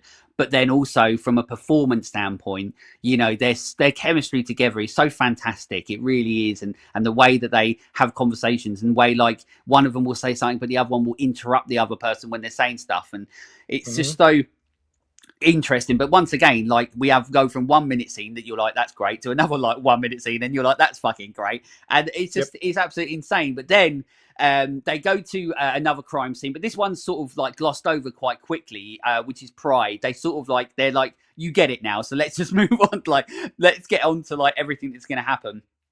And they do that because they hit you in a big way, because we're back at the precinct, and who other than bloody John Doe, Kevin Spacey, turns up. And it's not because he's rented a van and done something. Not yet. You missed one of the deaths. Oh shit! What did I miss? The one that everyone overlooks. Which one? Pride. Oh yeah. Did I miss that one? I must have. Yeah. See, that's the thing. Because he's the one that makes the phone call to the detective. to come out there. And after he gets through with the phone call, he's on his way to the precinct. Yes. Yeah, no, you're So absolutely right as well. And I think also I must have missed the the other fucking great bit as well, which is where fucking Kevin Spacey turns up as the photographer, because that was fucking ages ago. I missed that. That was another fucking great. yeah. There's too many good fucking scenes. I wasn't going to correct you, but no, yeah. There's too many fucking scenes. It does my head in because there's too many great scenes. But if we go back a little bit, there's a moment where they come out of the apartment and somebody's taking photos of them, and that's revealed to be John Doe when they go to his apartment and they see the photographs and stuff like that. It's right after Sloth. They're outside of the apartment that Sloth was dead in, and a photographer comes down the stairway and takes a photo of him. Yes. And they just think it's somebody from the press trying to get, candid photos of this murder scene. And when they break into his apartment later, there's photographs everywhere. He's got his own photo lab. Yeah. And the picture of Brad Pitt with his hand up, looking blocking the camera, is there. And that's when they realized they had him, and he just got away. And he got away again. Yeah, that's it. But so far going backwards, but back to where I was, because you're right, I missed it and fucked right up. But Kevin Spacey, everybody misses Pride in this movie. Yeah, I really wish that it was done a little better, because this one's rushed. Yeah, this one's very rushed. And if I could say one bad thing about this movie, it's how they handled this particular death, because it didn't seem to have any weight. Yeah, I think there's a couple of them, like that one and whatever I said was next or whatever. I think there are a couple of them that are it feels like you get it now, so let's just keep moving on. And I think it's because sometimes it's we move on, we stop making, because otherwise it becomes big scene after big scene after big scene and so on. And I think it's I agree with you. I would like to see more of those. I feel like every scene sort of needs to have its own moment. But this could have been an editing decision too, to cut down on runtime. Yeah. And this may not have been that impactful of a death anyway, so they just kind of because they know that they're getting to this scene, which I was talking about, which is where obviously a huge scene in the movie where Kevin Spacey turns up at the police station. And I love how he says it when he says, I can't remember whether he's saying Detective Mills or Somerset or whatever, or he's saying detective or whatever, isn't he? And he's sort of quietly saying it, and then suddenly he shouts, yell. Yeah, that's it. And then to get their attention. Yeah, and then he shouts it, and it's silent. And I love that moment. Also, which is a callback later on when he says people don't they don't want nuance anymore. You have to hit them over the head with a hammer to get their attention. Yeah, that's it. And this kind of proves it right there. Yeah, absolutely. And at that moment, there's no sound. It's so silent, that's it. And then obviously they take him in. This is where they sort of learn little things about how he's untraceable because of his fingerprints, which obviously we see at the start of the movie. And basically he's the one that holds all the cards, because he's making demands, because this is essentially his story. This is his, he thinks, he still is, he's still the one holding all the cards, he is the one that's this is how the story is going to go and this is how it's end. And he's very much with David Fincher making this movie, he's meticulous in everything that he's doing until we obviously get to the end, because obviously we know that there's still 2 more sins to go. We've got envy and we've got wrath. And I remember watching this the first time and going well, when are we going to get those? How is that going to come into fruition? How is it going to happen? And obviously, we don't ever expect it the first time we watch it to be what it is, which obviously we get into. But they, at this point, obviously they sort of give into his sort of demand, so to speak. They go on a car ride, but obviously we get a feeling it's not going to be a nice car ride, because he's basically taking him to a place of his choosing. John Doe asked to speak to his lawyer. Yeah. And his lawyer is talking to the detectives and the police chief and basically saying, look, he wants to take you to another murder scene, but he wants to take Mills and Somerset only. Yeah. And if you don't agree to this, then he's going to plea insanity across the board. And I'm a good enough lawyer that I could get him out on a technicality. Yeah. An insanity plea. And which is fucked up. Detective Mills is no, we want, but he's but if you do this, he'll make a full confession right now and he'll go to prison forever. And Mills is like, yeah, I want the full confession. So they decide that they're going to go through with this. And they don't Even know though what I he will knows say yet. that they should be kind of worried at this point, because Morgan Freeman, Somerset, has already said that like there's still 2 more murders. He's Yeah. not done. Yeah. And now he's like, I want to take the 2 of you Yeah. and only the 2 of you with me. And that's where you start thinking as an audience member, oh shit, they're the last 2. Yeah. They're Yeah, going to you're be the right. last 2 deaths. And then you're like, I don't want to see, like, I don't want to see either one of these guys die, but No. definitely not Somerset. This is like that, like, he's getting out of it and they're going to kill him on his last day, Yeah. essentially. Yeah. Is And what you're you're like, feeling. yeah. And it really ramps it up, because you're like, how, like, where are they going to go with this? And also, like, runtime, like, of what's left, you're like, how are they going to be doing 2 of them? And you're right. Then you start thinking, who is it going to be and how it's going to be? And I think that, like, that car ride is so good. Like, just the performances in that moment where Somerset is like the logicality side of it. Once again, Mills is the impulse of it, where he's basically calling him a freak and stuff like that. Yeah. Kevin Spacey, look, we know Kevin Spacey's fucked up and he's fucking, whatever. You know what I mean? Like, it is what it is, in his personal life. But there was a moment when you've got Kevin Spacey in this movie and Usual Suspects and stuff like that, where you're like, what a fucking great actor in those moments, in these sort of roles. You know what I mean? And he's really, really fantastic in this. And that car ride, he's just so fucking good at believing in himself. Like, and also like we said, like, Somerset is almost like pointing out his contradictions, in his hypocrisy and stuff. And then you can see him in the background, like, thinking about it. And then he literally gives like the very, very, like, the answer that so many people give when it becomes about faith and stuff, which is, the Lord works in mysterious ways. And although it's a great line to end it on, it's like, is that like his fail safe? You know what I mean? Like, yes, exactly. And you have Somerset and Mills, they're kind of working against each other here, because Somerset is trying to listen to him and break this down logically and try to figure out the mind of the killer, right? Yeah. While Brad Pitt's character, Mills, is just calling him insane, and it really is this great scene between the 3 of them, because at this point, all 3 of these actors are trying to not outdo each other, but they're all trying to be the best actor in the scene. Yeah. And I think that they are all working to their strengths here. And it is just a sight to behold, because it works so perfectly well with the scene and just conveying to the audience everything that we've learned about these characters, while finding out more about this character, John Doe, who we just met. And now we're trying to get his side of things too.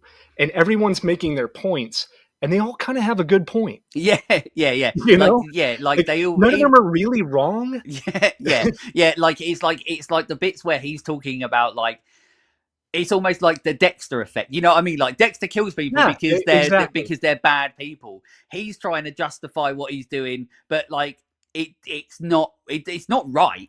But at the same time, like, yeah, is it better that he's doing it to horrible people than it is innocent people? But but then also they have to be the law, so they've got to do it. And you're right, like, Brad Pitt is playing to his strengths, where I think Brad Pitt is really, really good in this movie, with the way that he's like constantly, like, he's almost like, I feel like in a lot of this movie he's almost got like ADHD, like he's very constant, the way that he says stuff, like, and he leads with his heart, like, that's the thing with this movie. And he just basically, he doesn't have a filter. It just pretty much is. Whereas, obviously Morgan Freeman, Somerset's more calculated. He's more logical and stuff. His detective, his way about going about it is, he's more, what do you want to say? It's definitely a more impulsive style of detective work. I lost my train of thought. I was going somewhere with that, but anyways. Yeah, exactly. Well, there's so many fucking different things about this movie. It's impossible to keep track of it. But this moment, so this is when Obviously we get, obviously it ends up being one of the most like insane moments in cinema history. So obviously they're driving to somewhere, they get to this place that they're going to. Obviously it's in the middle of nowhere, where once again David Fincher has to go, but I can still be in the middle of nowhere but make some of the most beautiful shots you'll ever fucking see, because he just has all these like fucking electricity phone pylons, everything, and you're like, Jesus Christ, like stop being so fucking good at making movies. It's just it's not fair. It's not fair. And then obviously they make a stop.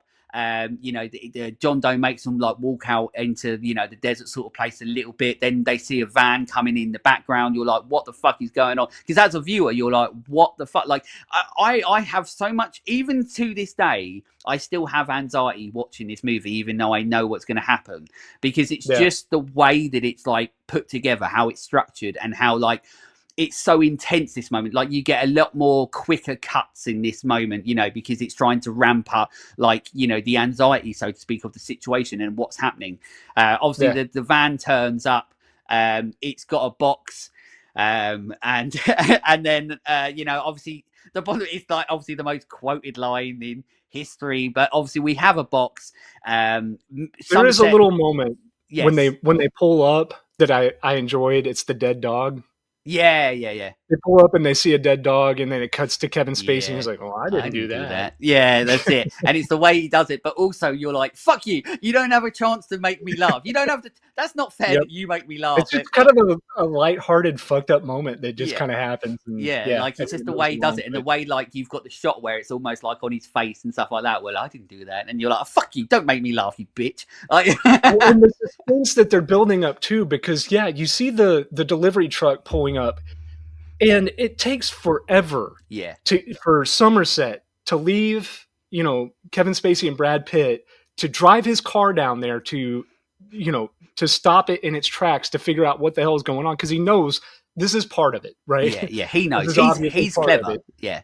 Because even the police that are in the helicopter, like, whatever the hell he's got planned out here, sure as hell isn't an ambush, because there's nothing out here. No, and they call the bomb squad, and they're like, what the fuck's going on? Yeah. And you're right, like Somerset knows, and there's like the great moment where he gets the box and he's almost like umming and ahhing, like, I am I going to open it? I don't know if I should open it.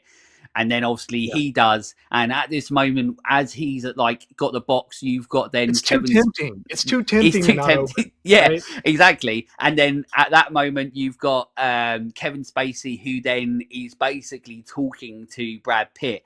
And then it clicks as a viewer. That's when it starts clicking, because he's talking about his admiration and all that, and how he admires, Brad Pitt's character. And then you realize, and then your heart sort of sinks, because then you realize that he is envy, and you're like, oh fuck. And then you go, well, if he's envy, then what is wrath? And that's when your heart sinks, because then what's in the box. Like, you can't help but not do it. But the box is, Somerset opens the box, and this is where he knows what is going to happen. Like, he knows now. He's like, right, okay, like, this is it. He's so intelligent, he understands it, he's really known it the whole way, and then that's pretty much it, where we now know what's in the box is Gwyneth. It's not candles, it's Gwyneth Paltrow's head, and then sadly, the way that it ends is still one of the most traumatizing moments in cinema history, where her head is in the box, and basically Kevin Spacey, now being envy, wants Brad Pitt to become wrath. And you have that moment where you truly, truly hope that it doesn't happen. And you don't think it's going to happen for a moment. Or that it's something else, and that John Doe's lying. You're kind of hoping that he's lying about it. And no, he's not. The head is really in there, and it's really sad, that moment, because at that point you realise that obviously Gwyneth Paltrow's dead, and you're like, oh, that sucks, because she's such a great innocent, character in the movie. Morgan Freeman is really doing his best. Like I said, it's like almost a replication from that scene earlier on, where it's like he's trying to not get Mills to do what he sort of knows Mills' impulses to do.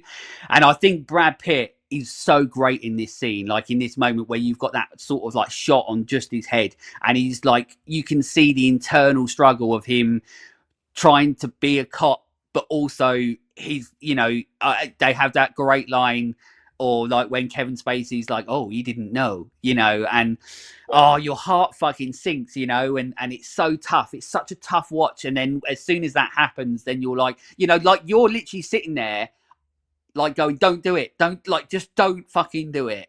But yeah, he does it. He does it. He ends up if shooting there's him. anything, like, first of all, this payoff, like, this movie earned the ending, Yes. right?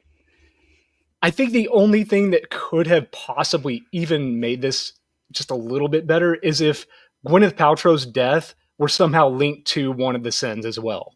Right. Okay. That's Yeah. like the only thing that could have been like a better payoff for me. But she's such an innocent that how could she possibly, you know, Yeah. be Be worked into linked. that? Yeah. Like she ain't gonna be lust. Or yeah. You Yeah, know. it just does. It sucks that she's such a sweetheart, and then she had to die because, you know, John Doe is the indie Yeah. aspect of it. So, Yeah. but yeah, it is what it is. It But is. like I said, this is a movie that definitely earned the ending that it got. You Yeah. know, it's one of those.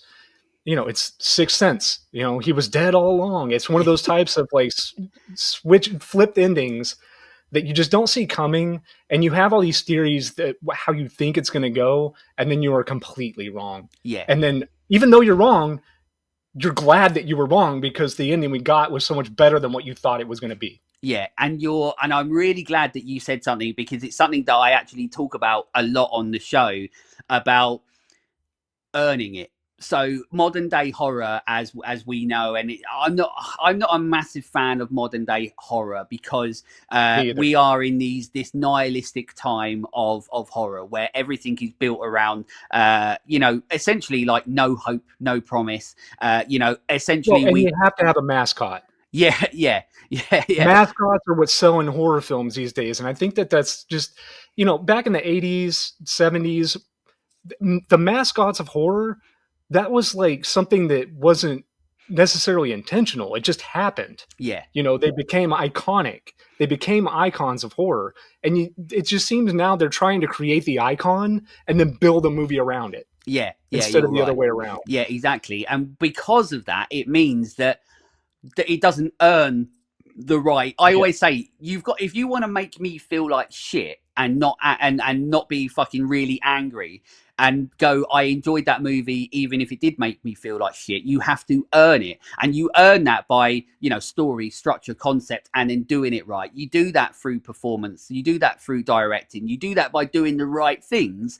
And Yeah. even though this movie makes you feel like shit at the end of it, no matter how many times you watch it, and you're still like heartbroken, Yeah. it fucking earns it. And that's the point. And this is why I get so pissed off with modern day cinema or modern day horror, is because it doesn't do the right things to earn it, to make me feel like shit. If I leave the cinema or I'm sitting at home and I've watched a movie where it's just like, by the way, you've watched the whole movie and all these characters are dead and that's the end of the movie, bye. That's how we get a lot of that now.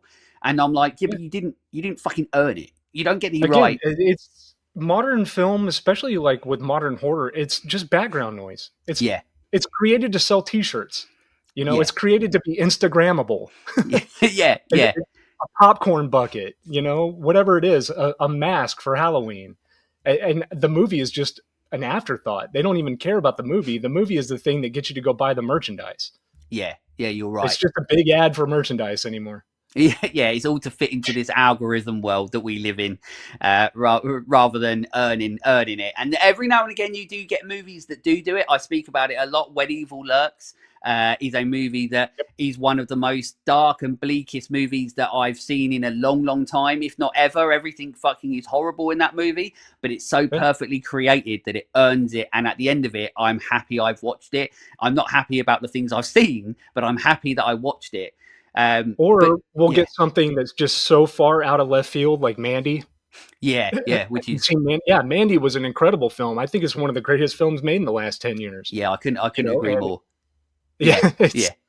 So yeah, every once in a while we do get those little moments here and there, but I think that the vast majority of things that I'm seeing now is just like, it's just popcorn buckets, man. Absolutely. On Instagram. It's just to get those Slimer butthole fucking. Nothing against people who collect popcorn buckets. I would have plenty of them Yeah, too, I've but got one you right know, right here, but there you go. exactly, There's yeah. nothing wrong with that. It's just it's what it's become, you know. Well, yeah, And because the problem is like you know, it's they're selling the products for the thing, but the problem is like the core aspect of the fact that you're making a movie, like make that movie what it needs to be yes, first. You yeah. know, like Why can that's we what you not should be also doing. have a great movie and a popcorn bucket Yeah, yeah, exactly. and a What would T-shirt? the popcorn bucket for seven? Oh no, it'd be Gwyneth Paltrow's head, wouldn't it? Or like, or would it be the box that you It eat the would be the popcorn box. out of? Wouldn't you? It would be Yeah. the box for sure. Also, at the same time, I really fucking want that now. Like, just with the fragile sticker on it and stuff like that. Yeah, that would be great. It And you definitely know can't be what? Gwyneth I would have Paltrow's head. got it too. Yeah, yeah. I would have had that popcorn bucket right back here Yeah, absolutely. for sure. I would have actually got it. But yeah, in regard, I mean, that's the movie. That's everything that sort of that happens in the movie. I'll get into more when it comes to like my overall thoughts on the movie, because then you know we can go into detail in there. In regards to the movie, is there anything I always like to ask this? Is there anything that you didn't like about it, like that you can say, or whether there's more things that like that we didn't really mention that you like about it? No, I think that this is just one of those movies where you're not sacrificing anything. You're not even sacrificing your time watching it. You know, it's every aspect of this film works so well that you kind of immediately want to watch it again. Yeah, Especially if yeah, it's your first time watching it, you're going to want to watch it again at least in the same week for sure. yeah, You know, this is one of those movies that when I saw it, like I couldn't get enough of it. My friends and I were watching it every weekend. We would have sleepovers, whatever, and watch this movie. We would come over to each other's house and watch this movie. And usually we would watch something else too that was in similar vein, like a Lost Highway or a, you know, whatever. But yeah, it stays with you long after you've seen it. Just stylistically, even, yeah. you know, even if the concept and the payoff, if it's been ruined, spoiled, whatever, even just the visual aspect of this movie is just fucking cool, Yeah. you know, and there's just not anything that you're sacrificing watching this at all. I not that I can think of. No, I think what's cool about it, and like you said as well, like you can constantly rewatch this movie, and then like still like the amount of times that like we like John Doe either is in the movie in the background, or we always keep thinking that it's him in the background. There's a moment like in the moment when Gwyneth Paltrow is telling Morgan Freeman where they're in the like the diner place, the breakfast place. There's somebody in the background that I think is Kevin Spacey, because obviously Right. it's like how he finds out about the fact that she's pregnant. And there's somebody in the background who looks like they've got like a bit of a disguise on, a bit like Mhm. what he wears when he goes to the apartment. When they go to his apartment and find him, he's wearing something like that. But also Right. there's a bit where they go to like the sex shop or whatever it is, the bondage shop, and you've got that guy. The guy says like when they're asking about who the guy who ordered the stuff, he's like, oh, he's a guy like with a limp sort of thing. And first of Yeah. all, I was like, oh, that's like a Usual Suspects reference sort of thing. I can't remember what came out Now you got to before. look for a guy who's limping in the background. Yeah, that's it. You know? Exactly. And then he is in the background. There's somebody at the door with a limp looking at Yep. Mills and Yeah. Somerset. And you're like, for fuck's sake, like, fuck you, Fincher. Stop fucking, like, he's such a fucking arsehole for being so fucking good. I hate it. But I love it at the same time. I just like, I want to punch him, but hug him so much. You know, but you're Yeah. right. It's like I think, and I mean, like, as I said, I'll do some production info, and we go into our really quick overall thoughts. But one of the things that always really stands out to this movie, and like you said, like this movie still is. It is one of the cinematically, aesthetically, technically, it is one of the most beautiful movies that's ever been made. Like, I mean, as I said, this movie changed my life in regards to how I look and perceive and study movies. Like this Right. is this is without a doubt one of the most, if not the most important movie to me personally. But I still think, even when I was watching it the other day, it still looks incredibly modern. Like it still Yeah. looks like a movie that Yes. could be made. Like you could put this out in the cinema now, and it would still look a million times better than what comes out today. The only thing that I would say that wouldn't work is the fact that like there are no cell phones. Yeah, You yeah, know, yeah, yeah, yeah. the televisions in the background are still, you know, the the CRT television sets. So yeah, there's a little things technically like to just the technology in the background. But for the most part, yeah, you're right. This is again, it's a tale as old as time, right?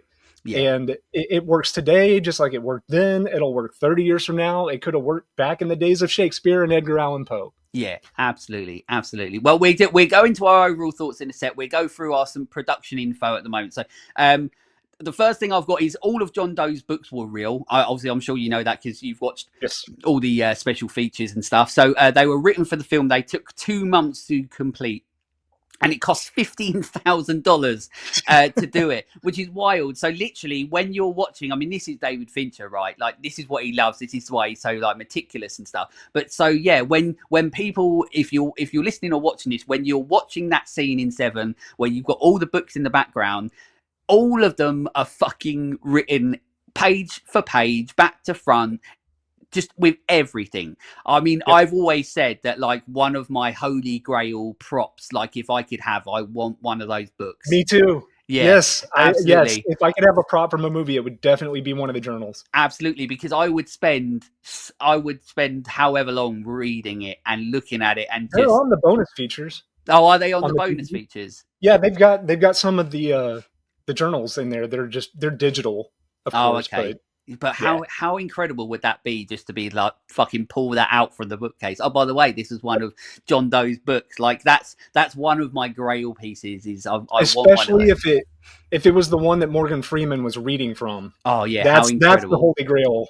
Yeah, that's it. Yeah, whoever's got that is the luck. I mean, it's probably Fincher. I bet you he's got every fucking book. He ain't letting anybody have anything. He's just like, nope. Morgan Freeman's like, can I have this book? He's like, no. You're probably right. Yeah, probably. Morgan Freeman remembers the original ending as having Somerset shoot John Doe instead of Mills doing it. He liked this ending, reasoning that the younger detective would still have a life after the events in the film. And that sort of does make sense if you watch the film because, you know, like we've said, like he's too old for this shit in a way. You know, he's not obviously Danny Glover, he's Morgan Freeman, but you get the sense of that in the movie that I almost, even when I watched it, actually, I did think to myself, like, is that a moment that's going to happen? Like, I did think that he was going to almost take it, you know, for Mills. You know what I mean? Right. So it does sort of make sense. But it was Brad Pitt. He was basically the one that argued that he wanted to be the one that shoots the killer in the end because you know, he's doing it out of passion rather than, you know, like he acts on impulse. Like it's his character, right? It stays true to his character. Well, and it works better for the theme of the 7 deadly sins anyway. Yes.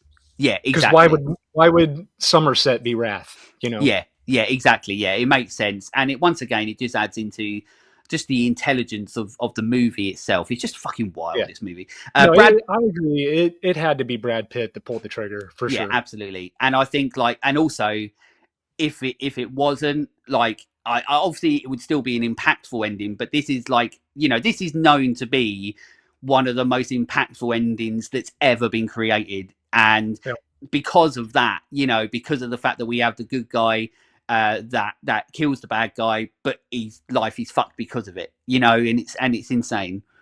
You know what really pisses me off? The fact that this movie, it's a Criterion release, but only on Laserdisc. Right. Oh, really? There's no DVD, Blu-ray release of this on Criterion. As far as I know, they're working on a 4K transfer of some kind. I don't know if that's through like one of those Bushi labels or anything, but this is still the best version of this movie that we have. And it came out in like 2002.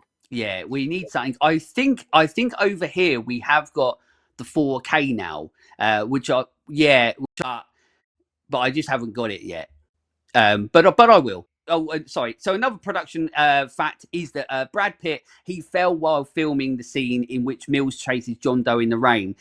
Pitt's arm went through a car windshield requiring surgery. The accident was worked into the script. So coincidentally, the original script called for Detective Mills to be injured during the sequence anyway. So it sort of worked out sense. But apparently it was like David Fincher was almost sick on set.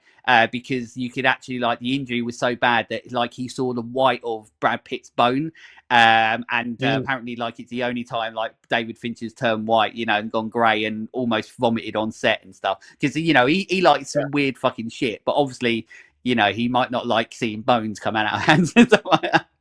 And then the last little production info fact I've got is New Line Cinema executives originally wanted to change the film's ending. I've already said this, but Brad Pitt refused to make the film if the ending was changed. So he wasn't even going to make it if they changed it in the end, because and it's the right call. 100%. As horrible as the ending is, it is what it is, and it needs to be that way. But very quickly, I always say this when we have movies like this. Obviously, like we've talked about how much we love this movie and everything. So, very quickly, what are your overall thoughts on this movie, if there's any left to say? Well, yeah. I mean, my overall thoughts is like, look, I mean, it's David Fincher. He's been doing this for a long time, and Se7en is still like top tier Fincher, which says a lot about a director, in my opinion. Because, like I said, I consider this to be his first movie. Yeah, I really do. And for it to still be like the bar that you set for somebody's first film to come out, that's incredible. Yeah. I think that if you haven't seen this movie, even if it's been ruined for you, I don't see how it hasn't by now. Go watch it anyway. You're going to find stuff to love about this film, even if it's not the story. Yeah. If it's just the characters, if it's just the directing, if it's just the set design work, if it's just the props, there's so much about this movie to like that you can't help but love it watching it. And I can't really say anything bad about it. No. At all. It's just one of those films that, like, for me, it's definitely in the top 10. And I mean, I don't know what position it would be. I would have to sit down and like actually figure that out. But it's definitely a top 10 movie for me. And I highly recommend anybody watching it, whether you've seen it or not. Go watch it again. Absolutely. And I'm so glad, like, literally everything you just said is replication of everything that I feel about it. This is literally, I mean, I say this is, I mean, word for word, I was literally going to say pretty much what you were going to say, that this is, this is a 10 out of 10 movie for me. In every single aspect, but also it is also in my top 10 movies of all time. I mean, obviously, if it's going to be like one of those movies that influences me in regards to wanting to make movies and the aesthetical look and stuff, of course it's going to be, because it's like, this movie, as I said, is more than just a movie to me. It's like we've said throughout, it is art, and there's so much that you can enjoy in regards to watching this movie, even though it's a tough movie to enjoy to watch. But you know what I mean. But it is a movie that you can learn from, you can study in regards to like how you create a movie at the highest possible level, and David Fincher is one of those people that's able to do that. But once again, like, where it falls on my out of like top 10, I like, I'm too old to figure it out. Like, I don't care. Like, it's one of the questions that I get asked all the time. What's your top 10 horror movies? I don't fucking know. I can tell you ones that I like and love, and I think that are some of my favorite, but there's going to be like way more than 10. So it's never going to happen. But there are certain movies that you're like, this movie is a movie that I love so much that it is in my top 10, but I don't know where it is, but it's there. And that's this movie is just everything that I want in a movie, but it's also like everything that I want to be as a filmmaker and an actor as well. Like, this is the type of movie that I would love to be in. This is the type of movie that I want to make. And as a viewer, this is what 100%. I want every movie to be. So Se7en, as you said, like, it's one of those movies. I always assume anybody that's watching or listening to these episodes, like, you've seen these movies, and Se7en is one of those movies that if you haven't, there's not many more movies in the world that I would recommend you watch other than Se7en. Like I said, like, if you give me a list and say 10 movies that you've got to watch in your life, Se7en will be on that list of those 10 movies, with some other ones, which were probably quite questionable, but oh well. It's a quintessential like tell don't show movie. To its credit too, like, the opening credits, they purposefully leave Kevin Spacey out of the opening credits. Yes. And he's the first character in the ending credits. In the reverse credits, Yeah, and I think that was just another level of just cleverness that they did, because, like I said, like, if this movie were made today, it would show too Yeah. much. You know, the fact that they only show the aftermath of these murders and not what happened, it leaves the viewer, every single viewer of this movie, able to put those pieces together of how this went down. Yeah. Like the physical act of causing the violence, Yeah. right, is all open to interpretation. You know the outcome, but how it happened is like that's the part that is the psychological horror aspect of this movie. Yeah. You know, and not only that, but it's not even just a serial killer movie. You know, this is also a movie about, you know, the optimism versus the beaten down Yeah. with Somerset and Mills, and how they work together, and how you know, that's like, it's like mood swings. It's like somebody with any kind of personality disorder or something like that, when you're just kind of like fighting with yourself and you're trying to mellow out, you know. Yeah. This has all kinds of aspects in it that just really, any one thing about this movie would have worked. Yeah. It would have been enough. And yet they put like 10 of these things. Yeah. Yeah. You know? Yeah. It's just scene after scene after scene of just pure cinema and greatness. And yeah, it's just I unconditionally love this movie more than pretty much any movie that there's ever been made. And I just fucking love it. And the funny thing is as well is, like, if somebody said to me, "Oh, can we watch Se7en tonight?" Even though I've watched it 2 times for prep, I'd be like, "Yeah, absolutely," Yes. and I would enjoy the fuck out of it every single time. So we have the obviously we have the segment. We'll move on to the segment where which is your first time. This is where you send me over your first time horror movie memories, and I read it out on the show. This one is quite a long one, so I'm going to get through it. It's from David VG Davies, which is probably wrong, so I apologise, but it's on there, from the Shadows. So it's they were from on Instagram at FT Shadows, so from the Shadows, but you know, FT Shadows on Instagram. They put, so the horror I remember seeing was Damien, or well, obviously Omen 2. I was 7 or 8 years old and had been visiting my grandparents in South Wales. My parents were with my nan somewhere, and I was sat watching the TV with my grandfather. We would often watch films, and I think he is to blame for my fascination with horror.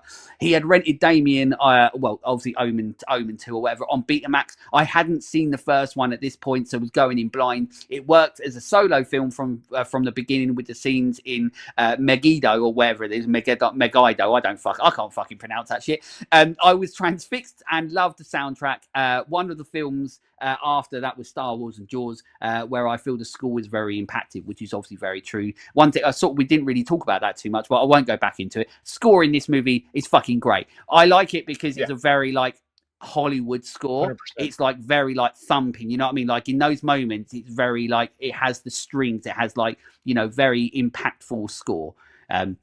It's fucking great. And then Transfixed soundtrack, it's very impactful. I do remember hiding behind my Thundercats toys during the elevator scene, which has stayed with me forever, since, to the point I do my best to never use an elevator. The character of Damien intrigued me, and later in life I was let down by a partner by part 3 and felt we needed more. I liked the recent TV series. Shame we didn't get a second season.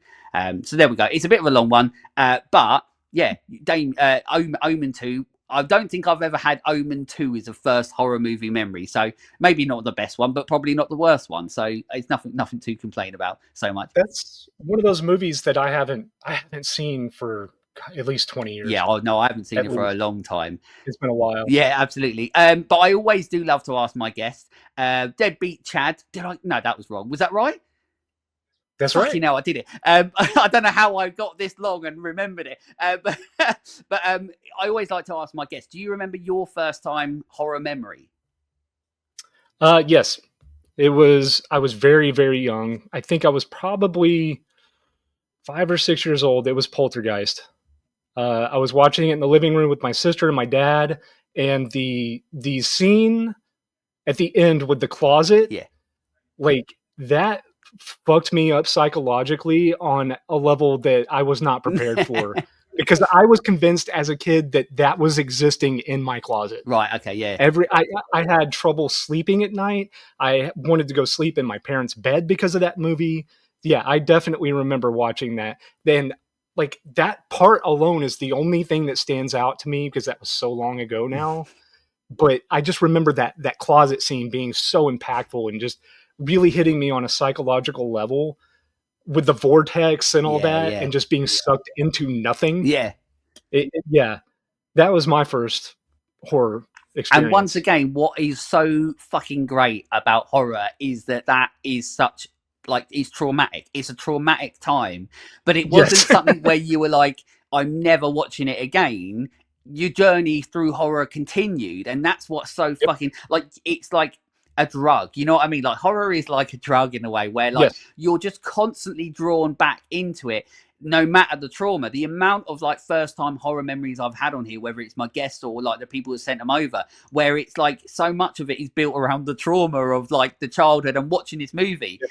And yet you keep going back. And I think because, and I mean, it does go a little bit back to the time as well, because when you think about that moment in Poltergeist, it's like, it's not just about what you're seeing, it's about the creation of it and how you're in awe Right. of the fact that you're watching something that like, how like it's not real because you're watching it as a movie, but like in regards to Right. a production sense, yeah, it's real and they created it, and somehow it's making you feel the way that you feel.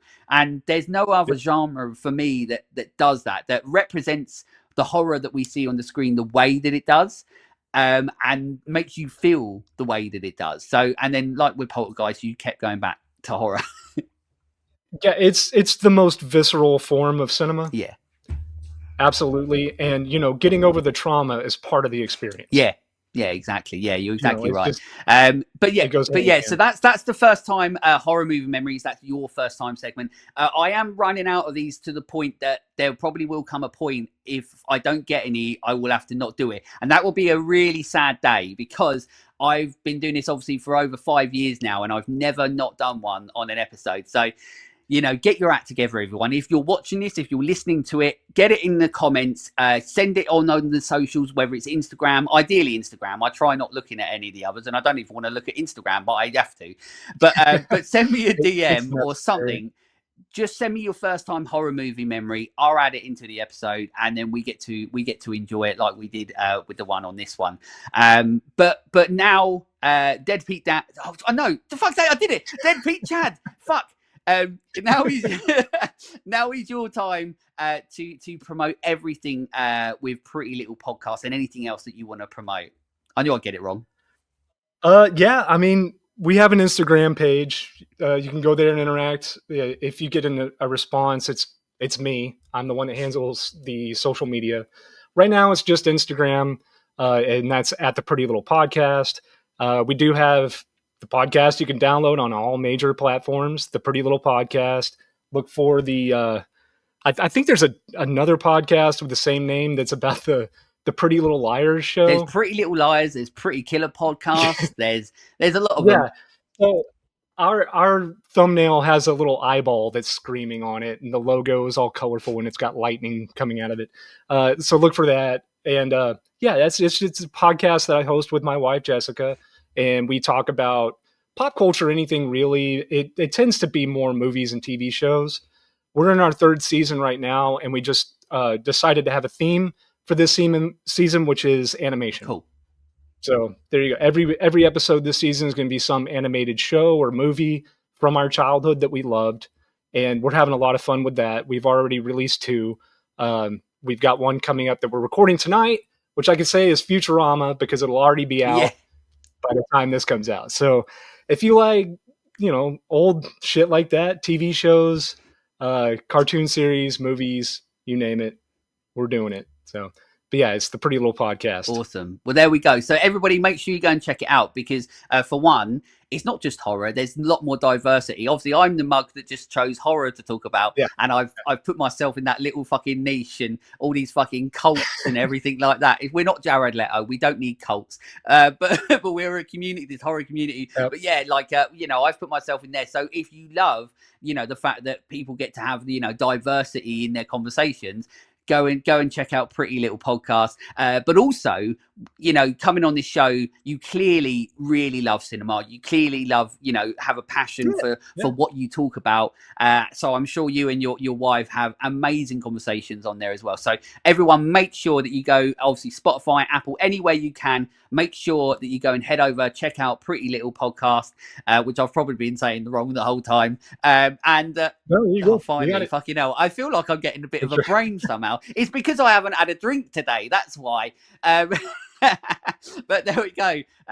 Maybe I should stop drinking, then I can remember things better. No, I'm not going to stop. I'm never going to stop. That's it. I would have had one here, but it's early my time. Yeah, exactly. So. Yeah, it's late. See, I've got no excuse. It's a bit later here. I should have one in my hand. I apologise to anyone out there.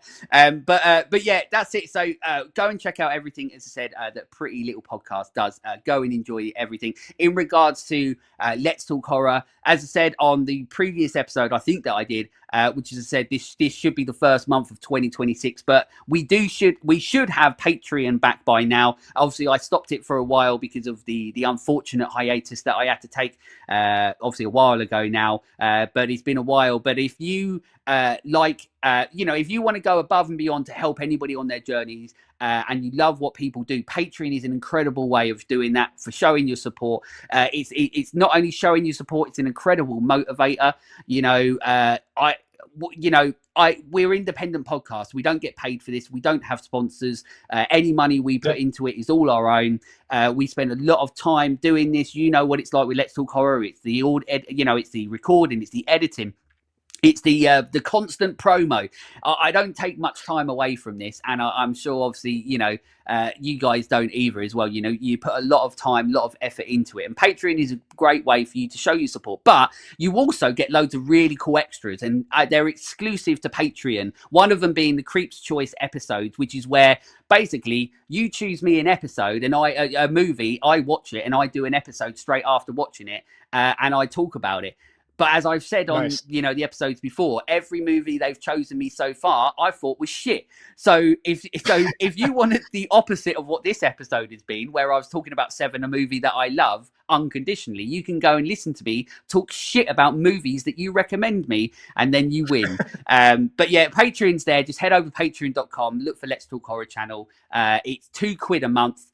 And you get loads of really cool exclusives, and I'm going to be putting a million more things on there as well. But it's a good way to help build communities for people that are creating things that you want. Not just Let's Talk Horror. Anybody out there is a good way to create. As I said, not a cult. We're not fucking weird. We're making a community, and that's what we're doing. But obviously, Jamie Burns coming to save us. Yeah, absolutely. Yeah.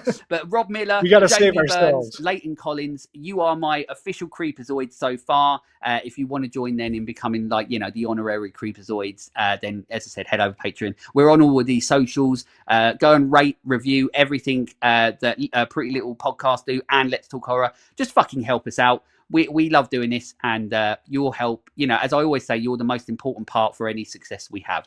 But there we go. But once again, thank you. Fucking hell, I knew I'd fucking get it wrong right at the end. But fuck's sake, Deadbeat Chad. Jesus Christ, I hate doing my show, I tell you. Even though I've said I love it, but I hate it at the same time. It's a love-hate relationship. But thank you once again for coming on and talking to me about Se7en. Thank you for having me, man. I went back and watched some of your episodes. I think what you're doing is good work. I really do appreciate what you do. Everybody in the community, just being on Instagram and social media in general, and just interacting with people. Like, you're right, man. We do this because we have a passion for it. My podcast is it's a hobby for my wife and I to watch movies together and then have a discussion together. We just happen to have a microphone in between us. It's, you really do have to look at it like, we're not anybody. We're not celebrities. No. We don't have a name.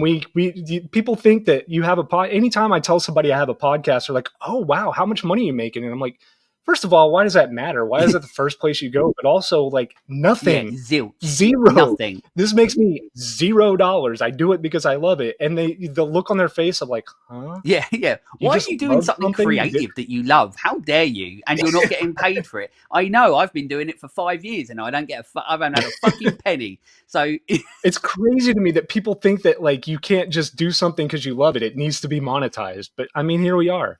And it takes people like you, it takes people like me, and it takes all kinds of people in these communities to come together and say, hey, let's make this happen. You know, you can have me back anytime.